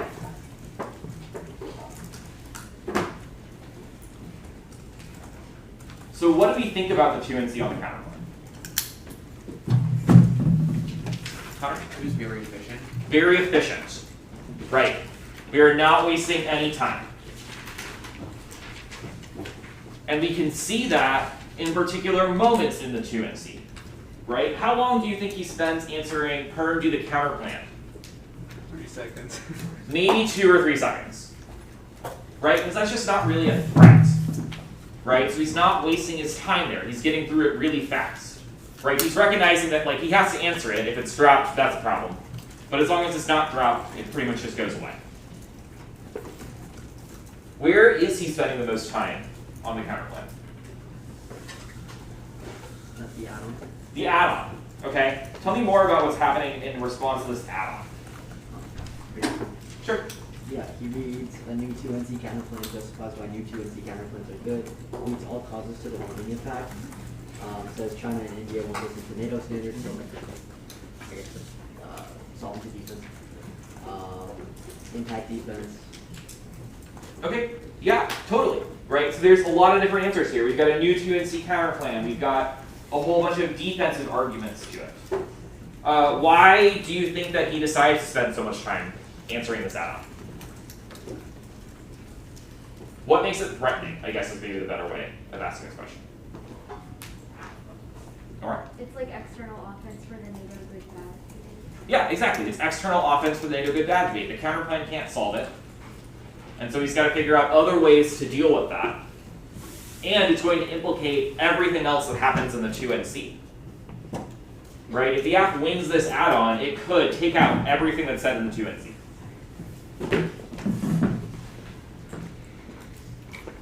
What do we think about the NATO advantage itself? What's going on here?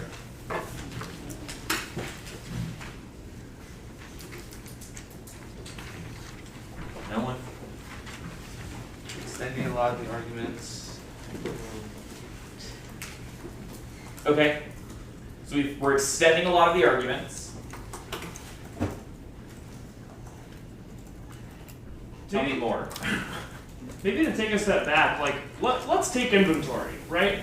We've established there's a lot going on. There are many different layers in the 1NC, So let's just take inventory and take stock of what has been said. What are the arguments in the 2NC for why NATO is bad?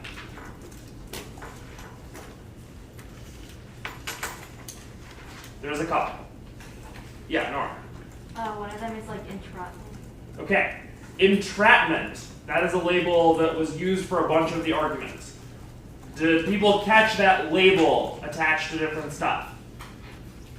Even if you didn't know what entrapment was, one thing to note is that that label was being used to apply arguments from all over, from all over the 2AC, right? So entrapment was given a clear label in the 1NC, and then that label was used to attach that premise to different 2AC arguments, right? So what is entrapment? Yeah. Yeah, so basically in like NATO, if like the collective defense clause is triggered, then America would, or like other countries would be forced to fight a war which they don't really have the interest to. Right. So entrapment, the idea that the US will get sucked into a war that it doesn't want to fight, right? Think back to a lot of the topic lectures. So a lot of those terms that we were using are clearly coming up in this debate about whether NATO is actually good or bad. Okay, so entrapment, that's one theme of the 2NC. What's another theme that's going on in the 2NC? Yeah. U.S. pulling out of NATO lets them balance China by shifting focus and also like forces Russia, like it leads to more cooperation with Russia, which stops like this Russia-China alliance. Right. So there's this whole theme that is going on about China and what NATO has to do with China. One thread is that NATO, or the US rather, can only focus on one theater at a time. And if its focus is on Europe because of NATO, that undermines its ability to contain China in the Pacific. At the same time, by pressuring Russia, the 2NC says that NATO is forcing Russia into a closer alliance with China, which makes them stronger collectively and better able to counterbalance the US, making them pose a greater threat. What else? Yeah. Can you speak up a little bit? Sorry.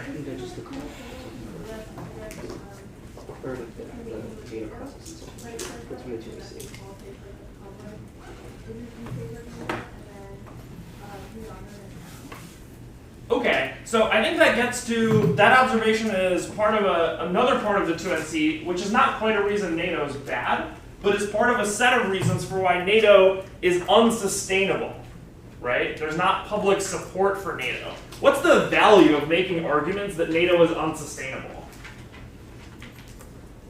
Yeah. I think two possibilities. It's not good for the plan, or that will cause it to collapse, which is good for your strategic something. I can't remember. Autonomy? Yeah. So that is part of it.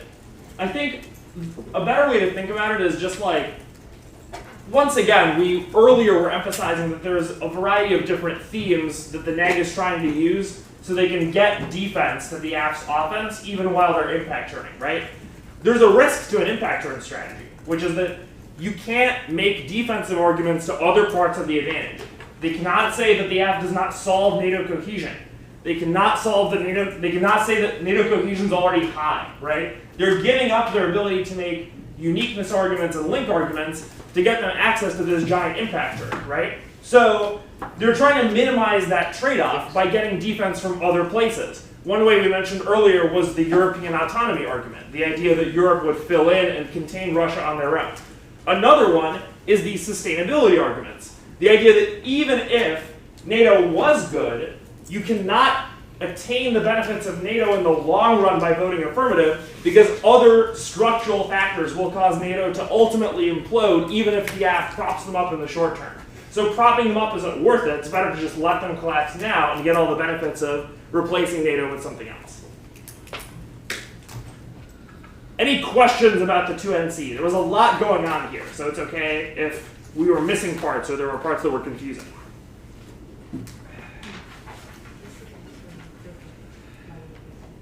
What do we think the cross-sects will focus on?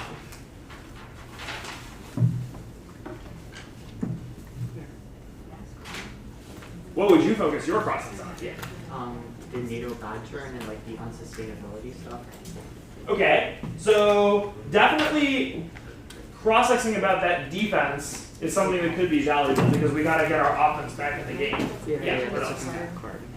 You had your hand up, yeah. NATO bad also? Yeah. So, yeah, what else? Counterplan solvency. Counterplan solvency, which part? Like how the OSCE is gonna solve, like, all these like, things that they said on. But which advantage do you think? Probably. Or both? I would say maybe both. Okay. Yeah, maybe. Definitely getting back your solvency deficit could potentially be important. Another thing that you should think about after the 2NC ends like this is, remember, think back to those packages. What else can go along with this 2NC in the block? Would it make a lot of sense for the 1R to be midterms?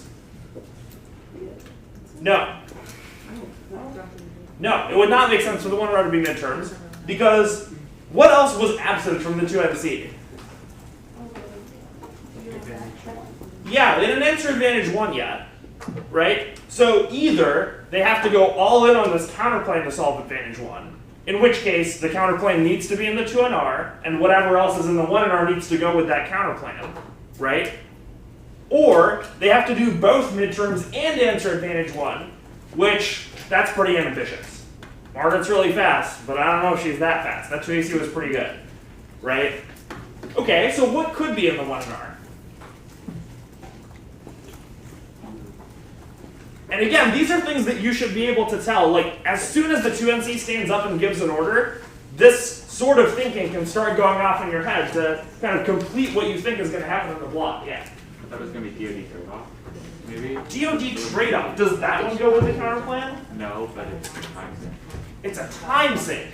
I don't know about that one. I kind of think that's a similar problem with midterms, right? Because it doesn't go with the counterplan. They would also have to extend their case answers. Yeah, I don't know. Yeah, that.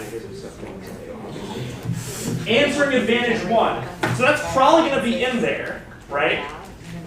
A thing we haven't talked about yet that much is that, wasn't there also some offense on that page too?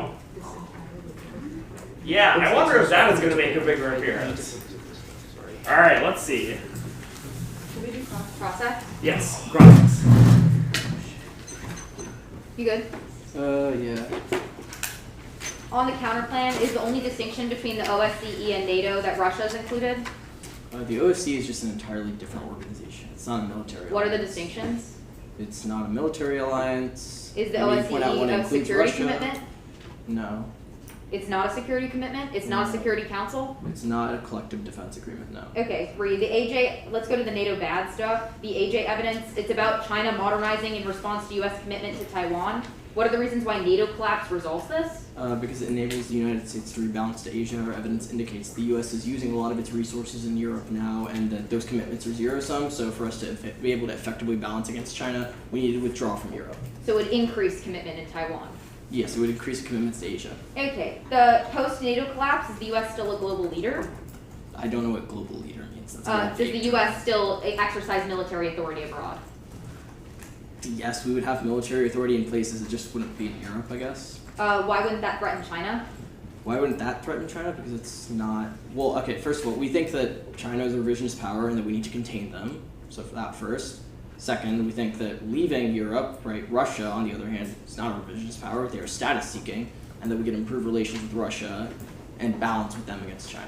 So China is revisionist, but Russia is not? Correct. Okay, the sustainability debate. What are the warrants for why it is impossible to resolve disunity now? I mean, there's a lot. So first, populism. Lots of leaders are against foreign commitments and are isolating or becoming isolationists. Second, Europe is already increasing its own defense spending. NATO depends on Europe being down and the US maintaining its commitments. The third is the commitment trap. Russia does not think that our commitments are credible, so they will launch a fait accompli. Why does strengthening commitments not resolve this? Strengthening commitment, because these are issues not related to AI. Where does your evidence say that?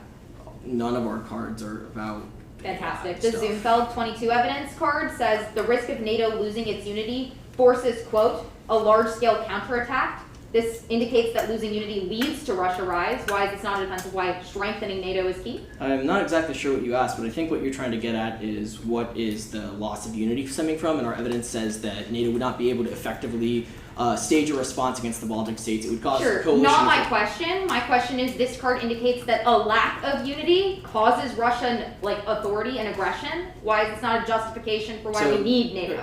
So again, that's a reason that commitments are incredible in the status quo and why Russia would invade now, because NATO is not strong. We think that is inevitable, regardless of the plan. We think that strengthening cohesion only delays the inevitable. So weakness in NATO now leads to Russian aggression. More weakness in NATO solves Russian aggression? Correct, because Russia is a status-seeking power. Collapse of NATO would recognize Russia's sphere of influence. But the status seeking is derived from NATO being strong, or is that not what your warrants are saying? Our evidence says that NATO enlargement is what promoted Russia to be aggressive in places like Ukraine. NATO withdrawing would mean that Russia would have an incentive to improve relations with us.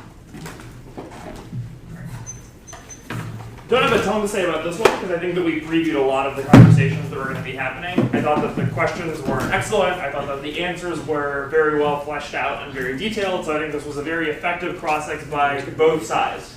As some of you were predicting, a major focus of this cross-ex was on the sustainability conversation, right? Whether or not the AF could actually make a meaningful, long-term improvement in NATO's capability to contain Russia, if Russia even needs to be contained at all, because that's also something that the NAG is pushing back against, right? So I think out of this cross-ex, we can get, while the answers were quite good and the AF pushed at the NAG from a lot of different directions, one point of emphasis, I think, for the AF was the idea that these cards aren't really about the plan, right? So one question that was asked was about whether the NAG has AI-specific evidence, right? And Arvind granted them that, in fact, none of the cards are about AI because a lot of the issues are a little bit more structural.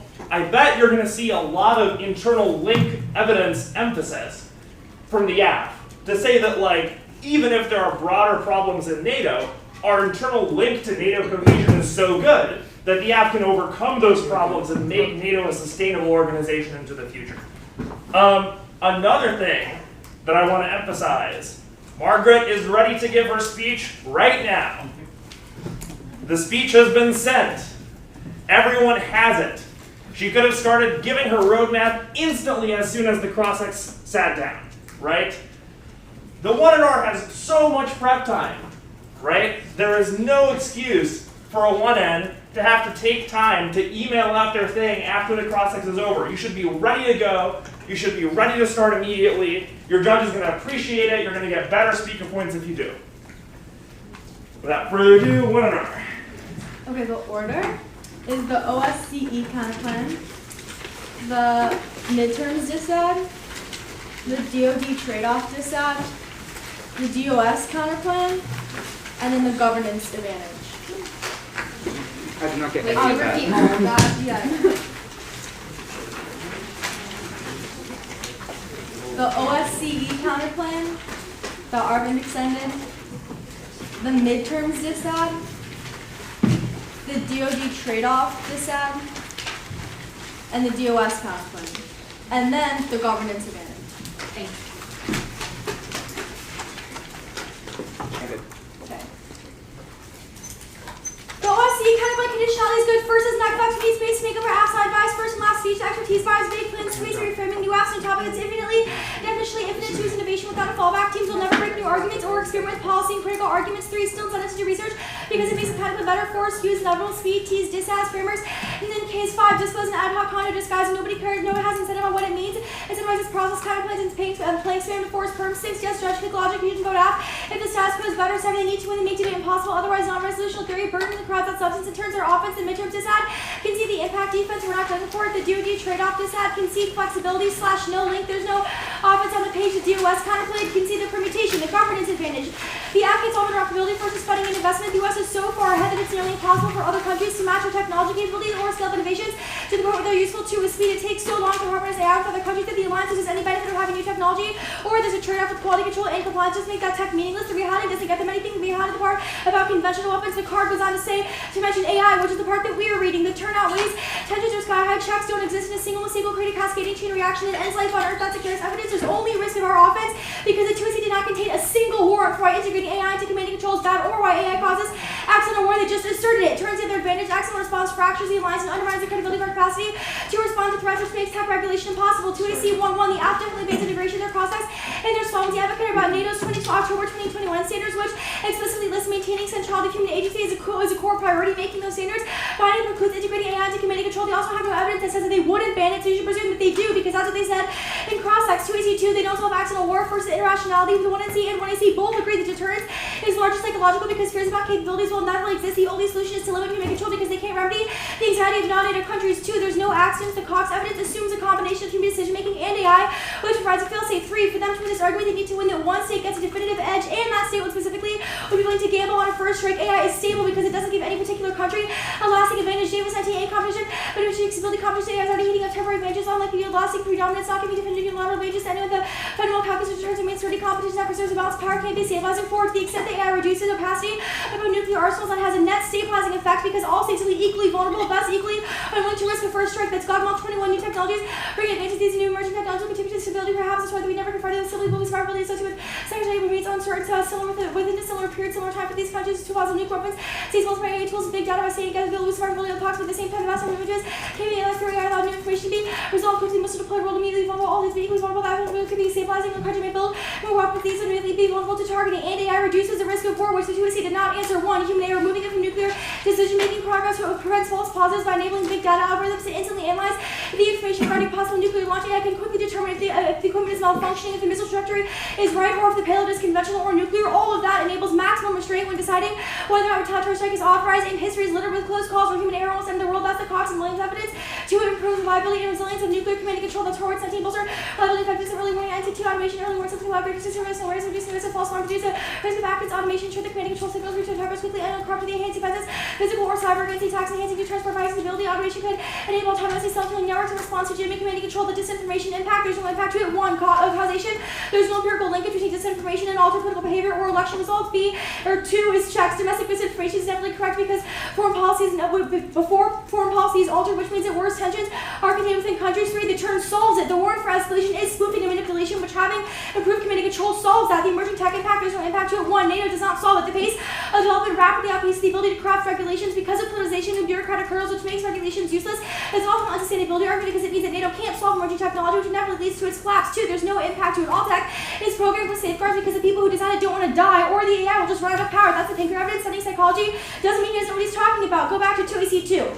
3, it improves wargaming, which bolsters perception and strength and resolves in the inference mismanagement of future crisis. Cox and Williams 21 development and the better wargame scenario that train exercises another idea where AI can beneficial or nuclear deterrence by helping decision makers manage escalation and bolster credibility and resolve use of AI. Machine learning will help both planners design and manage wargames and exercise in a way that's more realistic. Nuclear deterrence will be critical to sending clear signals to prevent all nuclear war. Having wargames will be critical for creating successful decision makers. 4, here's the card is about AI solving the disinformation impact. It's Cox and Williams 21 AI and its stuff is machine learning increased confidence in nuclear system build and more secure deterrent by identifying unforeseen vulnerabilities and areas ripe for exploitation. AI can be used to identify and patch vulnerabilities in nuclear systems and that's an increased stability, credibility, and security. 20 seconds. Sorry.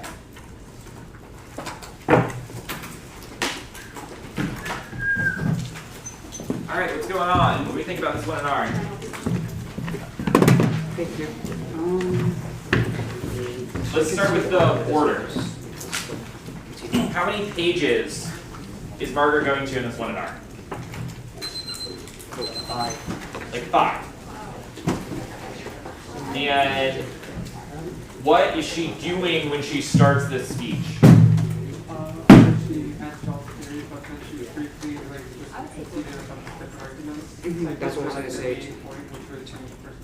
Yeah, exactly, right? So she starts by answering conditionality, and then she kicks the other pages that don't matter anymore, and then immediately gets on this advantage where she's about to spend the rest of her speech. She does that like really quickly, right? And I don't just mean like speaking really quickly, I mean very efficiently. It doesn't take her very long to get through all of the things she needs to kick, to answer theory, etc. before she gets to the actual part of the speech. Right? It's a really common tactic for one and ours to do, right? It's basically to play cleanup, but to do so in a really quick and effective and efficient way such that they can still have some offense. So what's happening on the actual advantage where she's spending most of her time? Next. Basically going for this term about status quo is like sufficient to solve AI stuff, but if too much AI integration triggers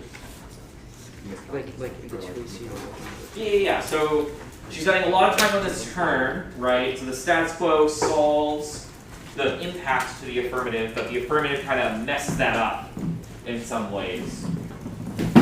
What kinds of arguments is she making here?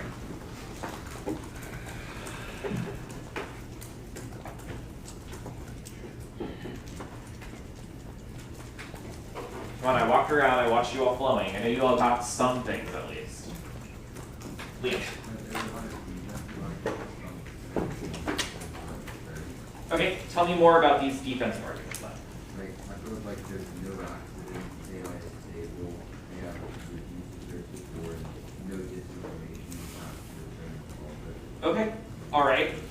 So we've got these kind of defensive arguments about AI being stable, about there not being disinformation. I think there's kind of two reasons why this defense matters. Any thoughts about what those might be? The first one I think is like pretty obvious, like that's the impact of the app. But do we think it goes well with the turn itself? Yeah.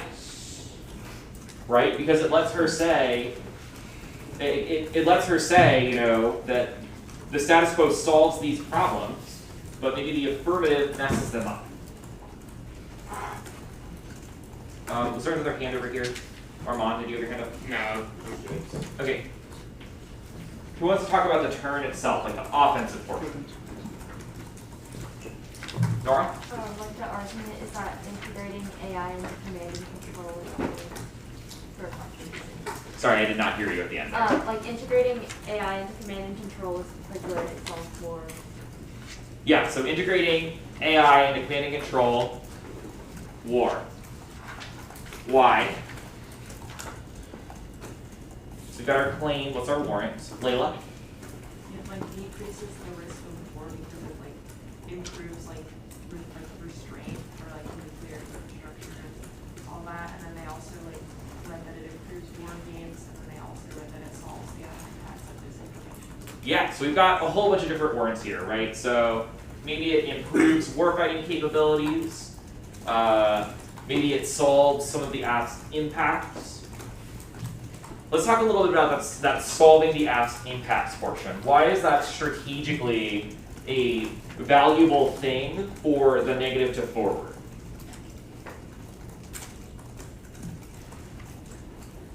Why is it valuable for the negative to say that the turn solves the app's impacts?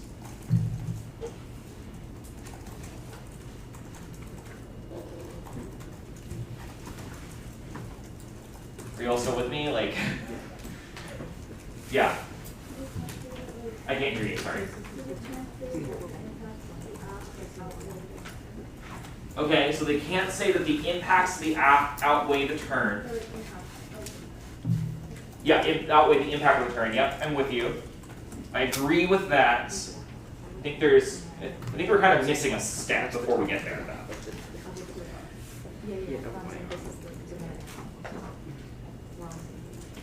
It means that the turn basically functions as a counter plan, right? Now we can vote negative to also solve those problems.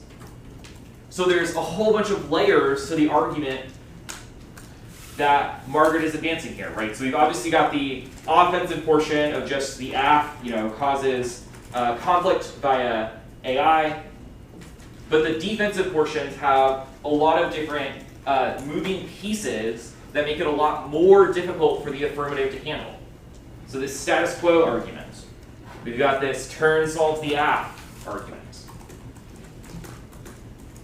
Right, so I isolate this and kind of talk about it with you all because thinking about this strategically then, when you're going for a turn, You don't just want to say the app causes something bad to happen, right? You also want to layer in a whole bunch of other things, a whole bunch of other defensive arguments that make it a lot more, make the app's life a lot more difficult. We can see that this.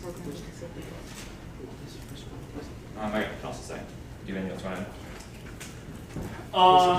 What are the 2 and R's? Yeah. There's a NATO badge 2NR. There's AI like good 2NR, and then there's. Sorry, so AI good plus the case, right? Yeah. NATO bad plus the case. That's the second one. Right. What's the third one? The counterplan. The counterplan is by itself. Counterplan NATO bad. Counterplan NATO bad. Yeah. Did they go for the internal net benefit to the counterplan? No.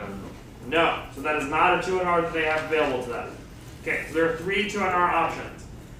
As a 1A, a good rule of thumb for making strategic choices is to think about time asymmetry, right? So the block is obviously much longer than the 1AR. So a big component of the 1AR reducing time asymmetry, or getting some of that back, is to make choices, to emphasize the most important arguments only and develop those, and to minimize how much of the block is relevant. At the same time, something that I think doesn't get as much airtime, or that people don't realize quite as much, is let's set the block aside. Think about the debate starting with the 1AR through the end of the debate. All of a sudden, the time asymmetry is flipped on its head. And it's even worse for the neg than the block 1AR time asymmetry was, right? The app has 10 minutes of speech time to talk, and the neg has just the 5, right? Just the 2NR. So, a good rule of thumb for 1AR decision making is to think about ways to make it so as much of the 1AR as possible is relevant to the 2NR, right? Minimizing the neg's ability to get rid of parts of the 1AR or make it irrelevant. What are some ways that the 1AR can do this here? Do a lot of case. Answer a lot of defensive arguments on case. Answer a lot of defensive arguments on case. Why would that accomplish what I was talking about? Actually, I guess okay. So you're not wrong, by the way. I'm looking for something a little bit more specific. Yeah. So I guess a lot of these are there are 2 2NR options that rely on case, or at least one advantage being answered defensively. So answering or making sure that you consolidated at least one advantage on the defense stuff. Well, obviously that's the role of the affirmative, but yeah, probably also kicking out of one of these advantages, trying to concede some terminal internal link that gets you out of the drone stuff. Yeah. So you just focus on one advantage. Right, so making concessions out of stuff that doesn't matter is one really, really good way to accomplish this. Here, think about it this way, right? Let's assume the app wins their authoritarian AI bad impact, right? So that is an impact on advantage 2, right? It's an impact to AI norms, right? So let's assume the app has won that impact. What are some ways that the neg can still win? There's lots of options, right? Think back to our 2NR choices. They could win the accidents turn outweighs it. They could win the NATO bad turn outweighs it. They could win that the counterplan solves it, right? Or they could win that the F doesn't solve it, right? There's many, many options for the neg to mitigate that, and many, many ways for the neg to screen out that part of the 1AR and make it less important. By contrast, what is the part of the debate that the neg has no ability to screen out, or very limited ability to screen out? What? Yeah, so in the 2NR, they're going to want to focus down the debate as much as they can, right? So what 1AR argument would they not have the ability to do that to? They're basically stuck with it, yeah. Theory? Yeah, theory's one. Theory's a good way to generate time skew, yeah. 2NR sort of stuck saying NATO bad, so if the app wins NATO good. Right, exactly. All of these 2NR options have to go through the NATO bad gateway, right? For them to win the counterplan, they need to win NATO bad. For them to win the for them to win on NATO bad, obviously they need to win NATO bad. For them to win the accidents turn, right, they still have to engage with this NATO bad business, right? Because otherwise, there's going to be this other advantage. It's going to be huge. There's basically no, there's limited defense there because they've been impact turning this whole time. So think about a strategic 1AR, right? Like, imagine that the 1AR just says, whatever, screw all this stuff on the accidents page, whatever. We're not going to go for most of the stuff that's going on this other advantage. And we're going to spend like 3.5 to 4 minutes just like reading NATO bad cards. Don't really care about the counterplan. The counterplan clearly doesn't solve our NATO page, right? That's a pretty scary 1AR, despite the time asymmetry, right? So you got to think about trade-offs like that in terms of minimizing the difference between the block and the 1AR, and then making it so the 2NR has to cover as much of the 1AR as possible. How are we doing? Oh, I'm ready. Wait, I have to send the cards to them. Yeah, okay. I sent it to you in the Slack.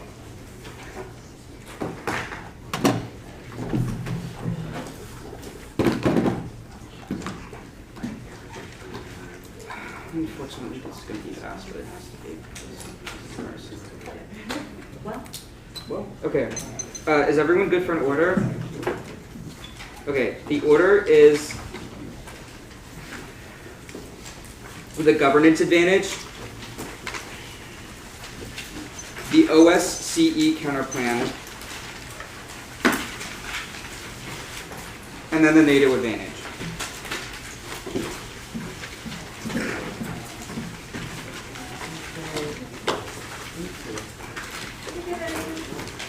Again? Yeah, okay. It's the governance advantage, so advantage 1, the OSCE counterplan, and the NATO advantage.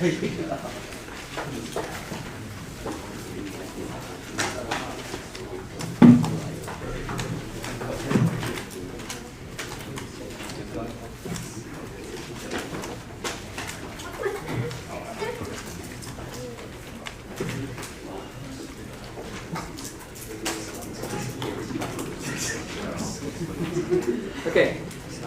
Is everyone good? Everyone get ready. Arvind and Margaret, you guys are good? Cool.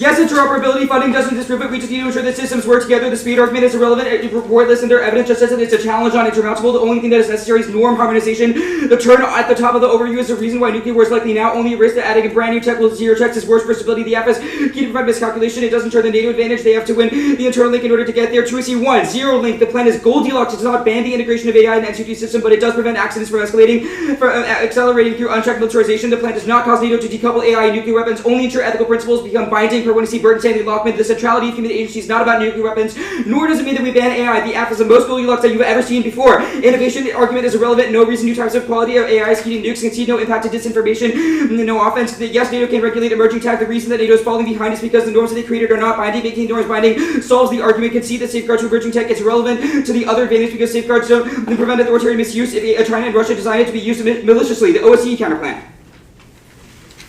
No sufficiency framing. Our deficits are specific, large, and the differences are not minuscule. 2AC1, the counterplan does not solve the NATO advantage because it does not facilitate interoperability. The first argument, the argument concede this group. The second answer to 2AC1 and to 2AC2, NATO cohesion is a necessary condition for countering illiberalism. Even if they cause norm internalization, they can't stop the atomization of NATO, which factors response to individual rogue personalist dictatorships at risk of extinction. If they solve NATO atomization, then they have no net benefit. They should vote F on presumption. This is not an argument about AI norm setting. It is an argument about the necessity of the LIO. 2 warrants 1, absent norm setting, allies question the commitment to AI and disunity magnifies the risk of understood AI that's substantially evidence. 2, adversaries perceive NATO as weak. Your law is the bedrock of NATO. Their first mover advantage piece makes them key to united front. That's a cold evidence. The OSCE can't solve the LIO. It is super ineffective. Skriabina. In 18, OSCE is young. There are flaws in conforming everywhere. Activities not effective. The coordination, not force peace. It is not dominated against EU and UN. It is acts in its geostrategy. It is not a restored peace. For example, this is not best OSCE. We're in the taste attention for this not the resolution. Activities all too flexible. Remain limited in its power. The 2AC4 do both concede that the counterplan gets Russia on board with Western set AI norms that solves the link to the net benefit because it reassures Russian concerns and solves the impact by preventing escalation. At the bottom, we'll concede the first card in the 1AC proves that European stability is low now. There's no uniqueness for the turn.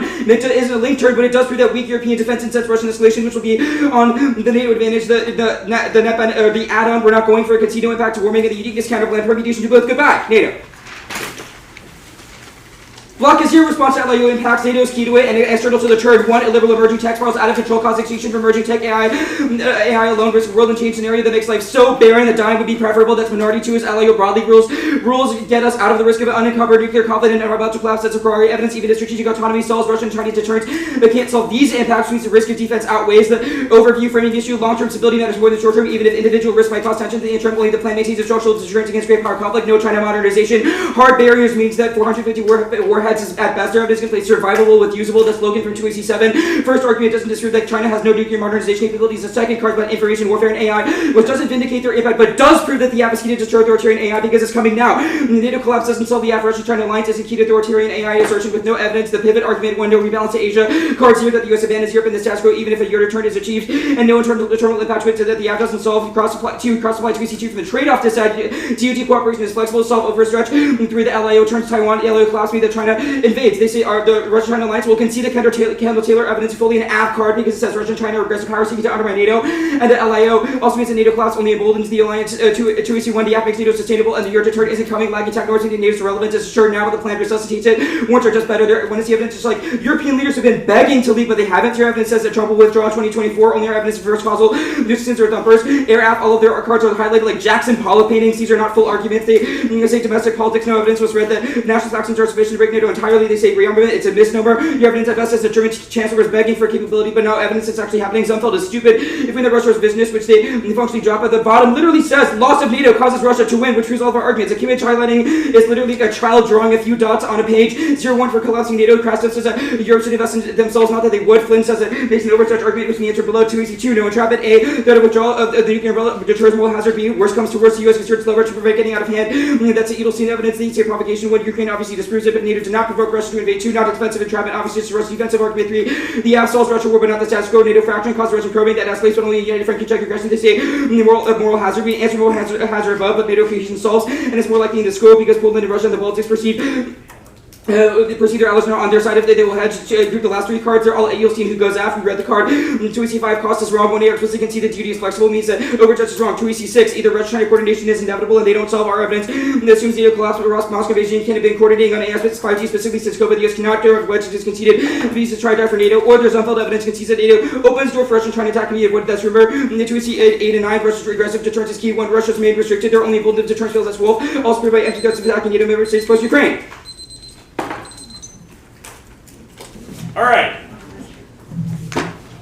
Real quick, let's go through a couple of things that this 1AR did well. So remember what I previewed about strategic choices and time allocation before the 1AR went. How do we feel the 1AR did on that front? Got some thumbs ups? Yeah, so what particular choice was made? Yeah. So like really focus on the NATO advantage? Yeah, really focused on the NATO advantage. A lot of stuff on the other page got kicked, right? So they didn't waste a lot of time on that.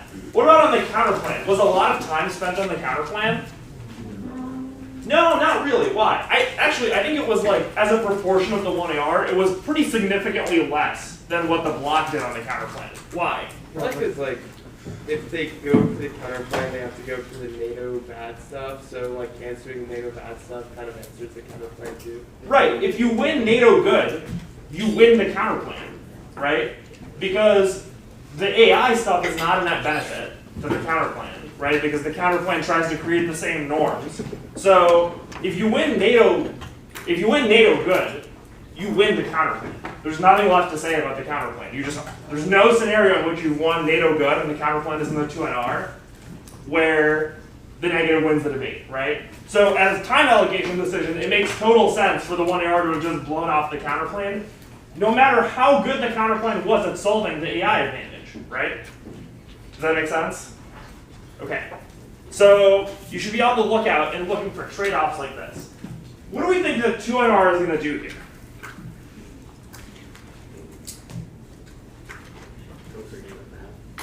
Go for NATO bad. I think that is likely to be a component of this speech. What else?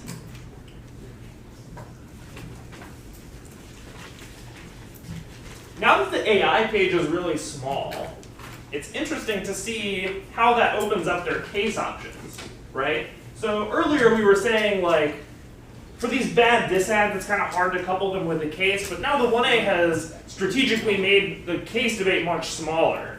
So I wonder if the 2NR will even feel the need to go for the counterplan. Maybe both sides kind of agree the counterplan's not as important. Or maybe the 2NR will want to get rid of this AI business, doesn't really want to talk about it, so maybe they'll keep around the counterplan for that reason. Bit of a trade-off there, bit of a thing to think about. So let's see what happens. Okay, counterplan, NATO bad.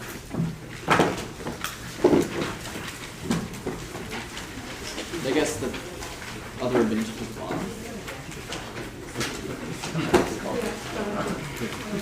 Wait, other advantages of bottom? Yeah. Alright.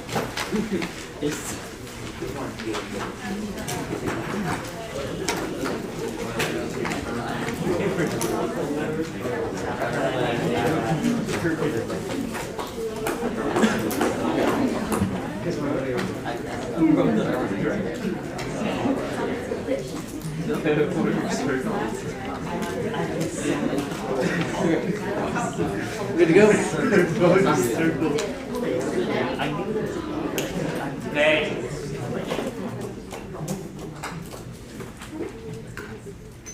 The counterpoint solves the LIO and tech impacts. They were the same internal impacts on the tech advantage. They had none of their internally cited NATO unity, solving authoritarian AI. The counterpoint also sets AI norms, and the minority, Jane, and Harari evidence just say there needs to be some global cooperation under the AI, which is clearly achieved by the counterpoint's efficiency framing. Even if the counterpoint is not as good as NATO, there's no impact of that. Their first argument is that only NATO combats illiberalism. They straight dropped 3 cards on the case that said NATO is illiberal. This is both defense of their LIO impacts on the case, and is the reason the counterpoint is not comparatively more illiberal. 1, NATO does not promote democracy. Post historically analyzes the regime type of NATO countries before and after membership and finds no change in democracy. 2, our L House evidence says disinformation, societal vulnerabilities, and populism exacerbated divergences to the breaking point, which makes any effective democratic tech infusion by NATO impossible, proven by authoritarian regimes in Turkey, Greece, and Portugal. Next argument was that need a norm. The counterpoint checks out the next argument is that it's just another card that says the OSCE cannot solve the Ukraine crisis, which is not relevant to whether they can set a liberal AI norm. The second card about NATO being good just says that NATO can set norms, not that those norms are comparatively necessary. Permutation to both does not solve the net benefit because all the terms about why NATO will entrap the US that uniquely violate Russia's status that cannot be solved by the OSCE and NATO doing cooperation at the same time because only Article 5 is a tripwire for conflict. Last argument about global European defense is about strategic autonomy, not NATO, so they're irrelevant. Judge change the counterpoint if you don't think it solves. There's no impact to giving 2 ARs because I have to give 2 NRs. NATO bad turn. Entrapment outweighs on time frame. Russia is testing NATO commitments now. It rapidly goes nuclear because strategic nuclear forces are in high alert following the Ukraine crisis. The proximity of Eastern European members to Russia makes insecurity spirals far more likely than their nebulous LIO impact the AF cannot solve, and they didn't get to the deterrence turn with nearly enough time, so they essentially conceded that a war is inevitable. It turns the case because a Russian invasion collapses the NATO and would make norm setting and the plan's AI norm impossible. Now, we're concede all the defense of the China impacts we're not going for, and we do not need to win it because the sole piece of offense that we are going for is that NATO entraps the US in a war, which collapse solves because the US will no longer have Article 5 commitments to intervene in a conflict. All of this definitively also takes out their emerging tech impacts because all of it was about the dangers of Chinese tech and modernization, which all their defense says has no impact because there are barriers to Chinese modernization and development, and it wouldn't escalate to war because of existing interdependency. LIO's defense proper was just again a re-articulation of the emerging tech impact that was done on the counterpoint and will also be done more below. Now, the sustainability debate. Sustainability makes their impacts inevitable. This is a necessary but insufficient burden of the AF. For the AF, even if they are right that factors in our evidence won't collapse the alliance, we can still win and the plan ensures NATO will be entrapped into conflict. It has tried to collapse the alliance to get out of the inevitable Russian war. NATO is unstable. Now, our evidence both more recent there are several wars their evidence and grapple with. 1, domestic politics populace leaders like Trump make Europe think that the US will inevitably withdraw. 2, rearmament now. They don't have a card that says that Europe has not stopped rearming. NATO is premised off of European countries not spending on defense. That's changing, proven by recent German spending. 3, commitment trap. A Russian invasion of Eastern Europe is inevitable. NATO cannot deter it and will fail to effectively respond, which collapses the alliance altogether. Our evidence is a uniqueness argument about why NATO cannot credibly deter Russia. That is not a reason that we need to strengthen NATO for mission creep. There was definitively not an answer to this in the 1AR. NATO does not have a core purpose proof that failed intervention in the Balkan, Afghanistan, and Libya that are destroying collective defense. It's also made up of 30 states with distinct sizes, ethnic geographies. They have 1 card on this issue, and it is written directly after the 2020 election, which is why it is artificially optimistic about Biden. Our evidence more recent says that Biden cannot reassure the structural phase Europe has a commitment. Now the entrapment defense. The main issue for entrapment is they've only read defense that half of our internal link. They have not contested the premise that Russia is a status-seeking power. They don't have a card for revisionism. Their sphere of influence was violated by NATO's existing presence. It says escalation, but regardless of that, moral hazard still is likely. 1, none of their evidence assumes Ukraine or guilt. Their evidence says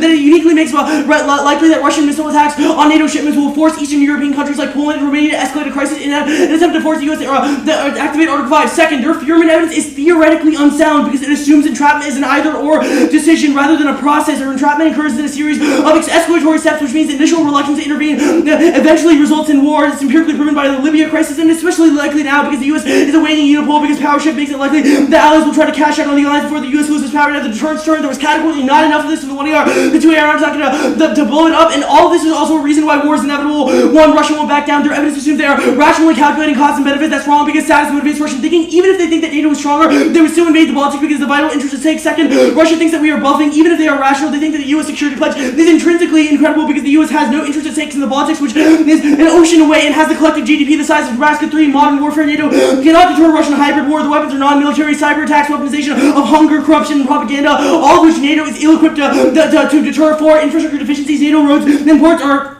deficient for military forces to move on. Russia also coerced European energy supply, which blocks any chance of NATO mobilization. Now the Ally impact, the terminal impact of this was emerging tech. They dropped all the details on the page. One, regulation can't solve. The 1AR only said the speed was irrelevant in the context of interoperability, but speed really matters for the ability of AI regulations to rein in authoritarian states. Development speed outpaces the ability to form responsive regulations, which renders the ass useless as Marchanti. Second, all tech is programmed with safeguards because people who design it don't want to die. The AI will just run out of power. A second advantage, the 1AR did not extend the impact of the advantage. They didn't answer any one in our arguments about why AI is safe. Explain however why accidents happen. The 2AR cannot go for an emerging tech impact. One, risk of accidents is low. Their evidence is assumed that most leaders integrate human fail-safes in tech, which is Cox evidence indicts. Second, no user lose pressures. AI may be underdeveloped now, but rapid development means will quickly reach a point of transparency parity that receive the same stabilizing effect as the AS regulation because it discourages escalation.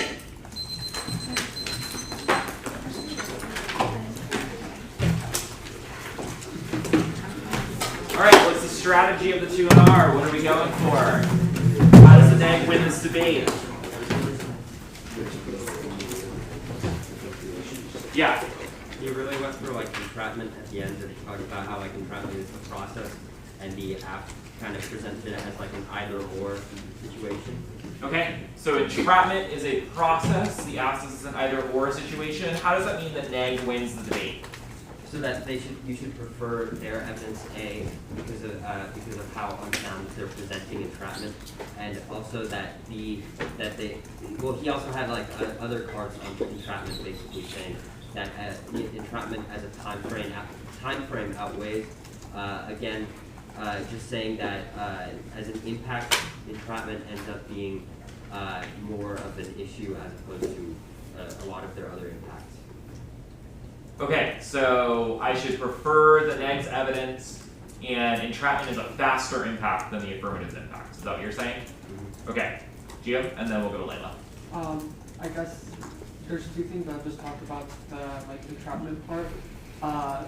They talked that entrapment will bring us into a war with Russia, and that like war with Russia would prevent us from having any sort of norms. Mm-hmm. And at the same time, they read they talked about how China isn't really that much of a threat, minimizing that aspect. So singularly focusing down on like how entrapment will drag us into a war and why that is like the only impact that really matters. And when they run and by focusing on the NATO turn and winning that, that's how they're trying to get their turn around it. Okay, so we got a really big focus on the NATO turn, on the entrapment stuff. The first thing you said here, it was U.S.-Russia war means no norms, right? Is that what you said? Yes. What kind of argument is that? Turns case analysis. Yeah, turns case, right? What do we do with that information? If the negativist one that their turn or their disad turns the case, then what? What does that prove or disprove? Yeah, Liam? Maybe it's like there's only a risk if the net often if the app gets triggered either way. Yeah, it means the app can't solve their impacts. Right? Which then therefore means that the negative offense has to outweigh. Okay, Layla, to your hand up too. I like just in terms of like winning to the norm. Yeah. They like by conceding the China impact defense that they read, it means that the main solvency deficit at OSCE is that they can't solve LIO, but if they all they have to do is win that all their terminals are China impacts. So by conceding their own China scenario, it takes out all the solvency deficits on OSCE, and the only external offense that the app could deploy against the NEG, and then they just have to focus on the impacts. Okay, so your decision sounds a little bit different than the other decisions that we've heard here, right? it sounds like you're saying the counterplan solves, so there's only a risk of the turn. Am I right? Am I understanding you correctly? Okay. So Layla's decision sounds a little bit different insofar as we're talking about the counterplan here. Right? So there are two pieces to this 2NR, right? We've got this entrapment turn argument and we've got this counterplay, right? So when you're thinking about how the 2NR thinks they're going to win the debate, you also need to be thinking about both of those pieces, right? It's especially important if you're thinking as a 2A who's about to respond to this 2NR. You know, the first thing that you're going to be thinking is, how do I lose this debate? Right? That's the question you want to ask yourself. How do I lose this debate, and how do I then stop that from happening? Right? There's multiple pieces. The fact that there are even just, we talked to 3 people so far about what they think the 2NR does to win the debate, and they're different from each other. Right? Which demonstrates that even though the 2NR is going for one strategy, there are multiple ways that the negative could win this debate, and therefore multiple ways that the affirmative is going to have to deal with the strategy that the 2NR has gone for and respond to those things.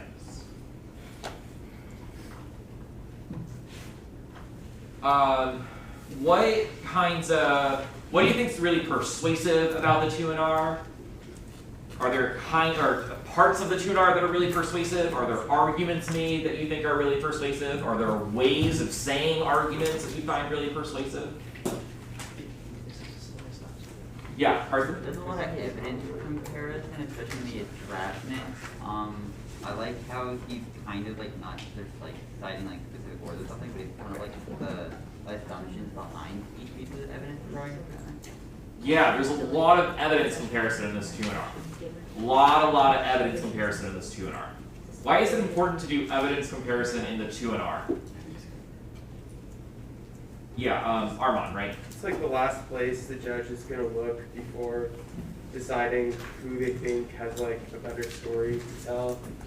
Yeah, so there's a pretty good chance that the judge is going to read some cards after the debate, so you want to be able to tell the judge how they should be reading those cards. It's also true that evidence comparison helps you explain how the judge should think about the affirmative's arguments that they're about to introduce in the 2NR. Is that what you were going to say, Gio? Do you have something else? They like specifically emphasized a term on like NATO being like liberal that they said was conceded. Yeah, right. So there's also some moments in the 2NR where they're pointing out things that are conceded, and you know that those are kind of judge moments in this 2NR, right? This is where Arvind slows down a little bit. There's a lot of emphasis in his voice. Right, you can listen to that and you can think to yourself, wow, this must be really important. That's what's being communicated to me by the way that he's speaking. Deirdre? So, if the one AI basically concedes or argues between the 2AR pick it, If the 1AR concedes an argument, can the 2AR pick it back up? The answer is no. But my guess is that part of the 2AR's move is going to be to say it actually wasn't conceded and try and point out some ways that it wasn't conceded. And I don't know, maybe it was, maybe it wasn't. We'll see what Maya has to say about that. I assume she will say something.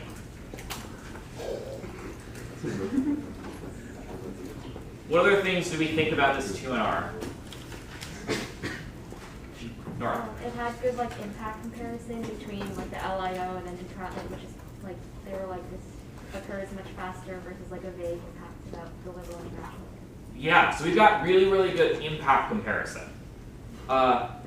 Notice how he's not saying things like we outweigh on magnitude, or like talking through probability, or talking through time frame. Instead, he's just making the arguments that we normally associate with those words, and not using those words. By not using those words, he takes away that crutch, right? He forces himself to really explain what the argument is, and kind of really walk us through why his impact outweighs and turns the affirmative. Yeah. So just like back on like evidence comparison. Yeah. I think it's really convincing for this debate because both like the app and neg have like some directly contradictory, like descriptive claims that they're making about Russia, NATO, the international order that they have to win. So like, by like contesting the evidence, it makes at this point in the debate, it makes like the next descriptive claims about the world like more believable, which makes their impact scenario more believable. Yeah, absolutely. So the other thing that's really important about evidence comparison that Layla's hitting on here is the affirmative and the negative have different competing claims about how the world works right now. And in order, like the judge is going, you all as the judges will have to resolve that question, right? You will have to decide particularly the questions about how Russia views the world and interacts with the world, right? And evidence comparison is helping the negative suggest that the affirmative is wrong about this question and that the negative is right.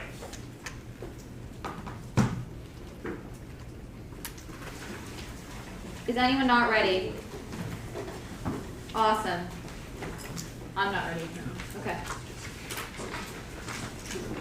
Winning any warrant for why NATO cohesion is key means try or die for the affirmative. Collapsing NATO guarantees escalation of authoritarian AI, challenges the entirety of the international order, means destruction of economic structures, trade organizations like the WTO, and all forms of global cooperation. It's an impact filter. Only the LO provides a means of negotiation and moderation which ensures non-radical solutions. Collapse of such structures is an impact magnifier. Guarantees fall of the EU, unrestrained terrorism, cybersecurity threats, and the litany of existential effects on terrorium. It flips entrapment on its head. Arvind was super clear in 2NC Crossix. The OEC is not a security commitment. It cannot strengthen European age and military or counterattack potential means they inevitably lose to Russia in short term and highly escalated given the situation in Ukraine. The counterpoint doesn't solve the ally law. One, they've conceded that all reasons NATO is liberal is uniqueness for why AI norms are key to prevent illiberal signaling. The cards are clearly in the context of the status quo, and Arvind extends none of them, doesn't even do the work for him to NC Crossix checks. Arvind was clear that this is not a security commitment, which means it cannot shape interoperable standards or produce credible deterrence to check Chinese modernization, which they've conceded is inevitable. The Stanley evidence is explicitly about NATO key. They have conceded the foundational claim that AI is not unified now. The alliance has an unequivocal responsibility to steward AI cohesion between democratic countries, shore up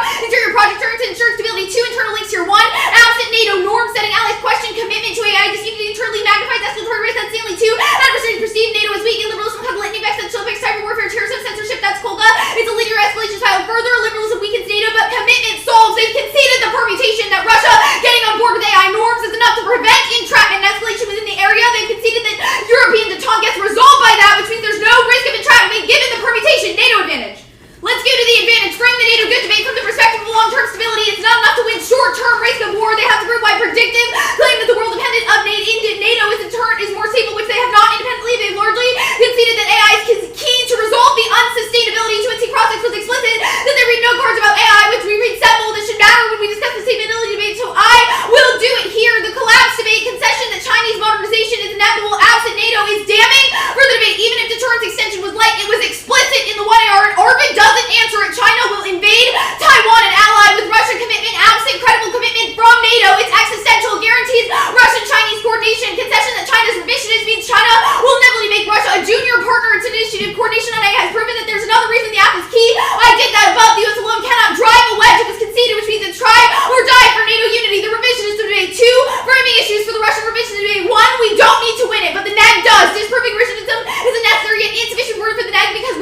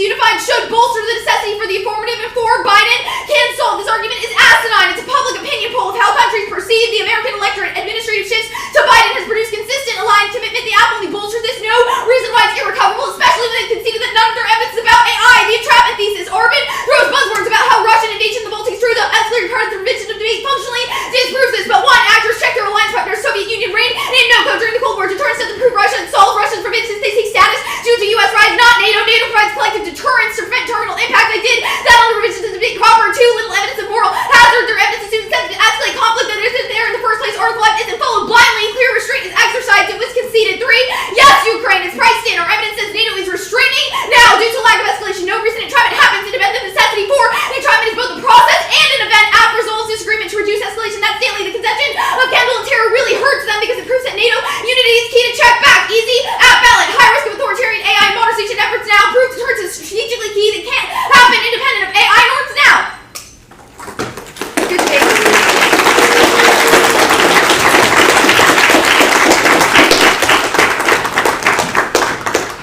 Alright, a couple of closing thoughts before you send you all off to go to your labs, debrief these debates, and make your decisions about who was victorious.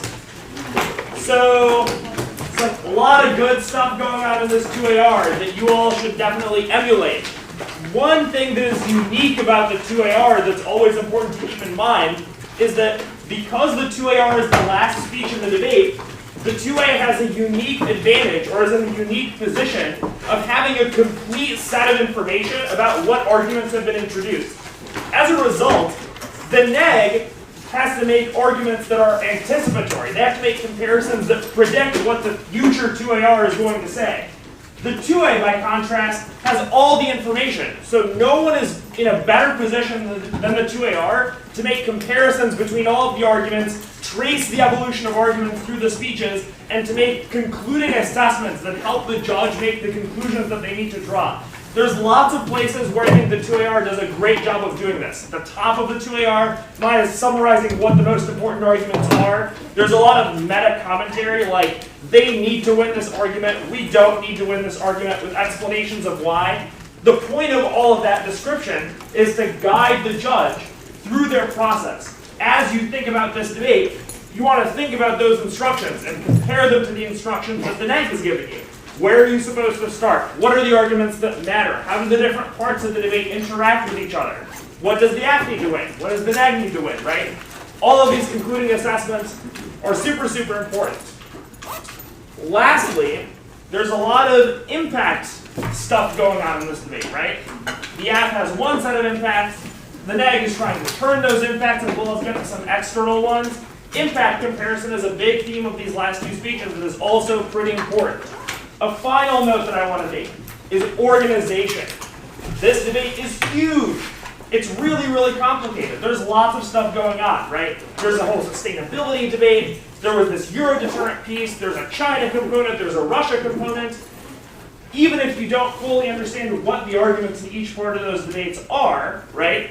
They're doing a very good job of flagging where they are, what they're talking about, going in order, and clearly labeling what parts of their speeches are responding to which parts of the argument, right? Okay, awesome debate. Thank you so much to all of our lab assistants for this.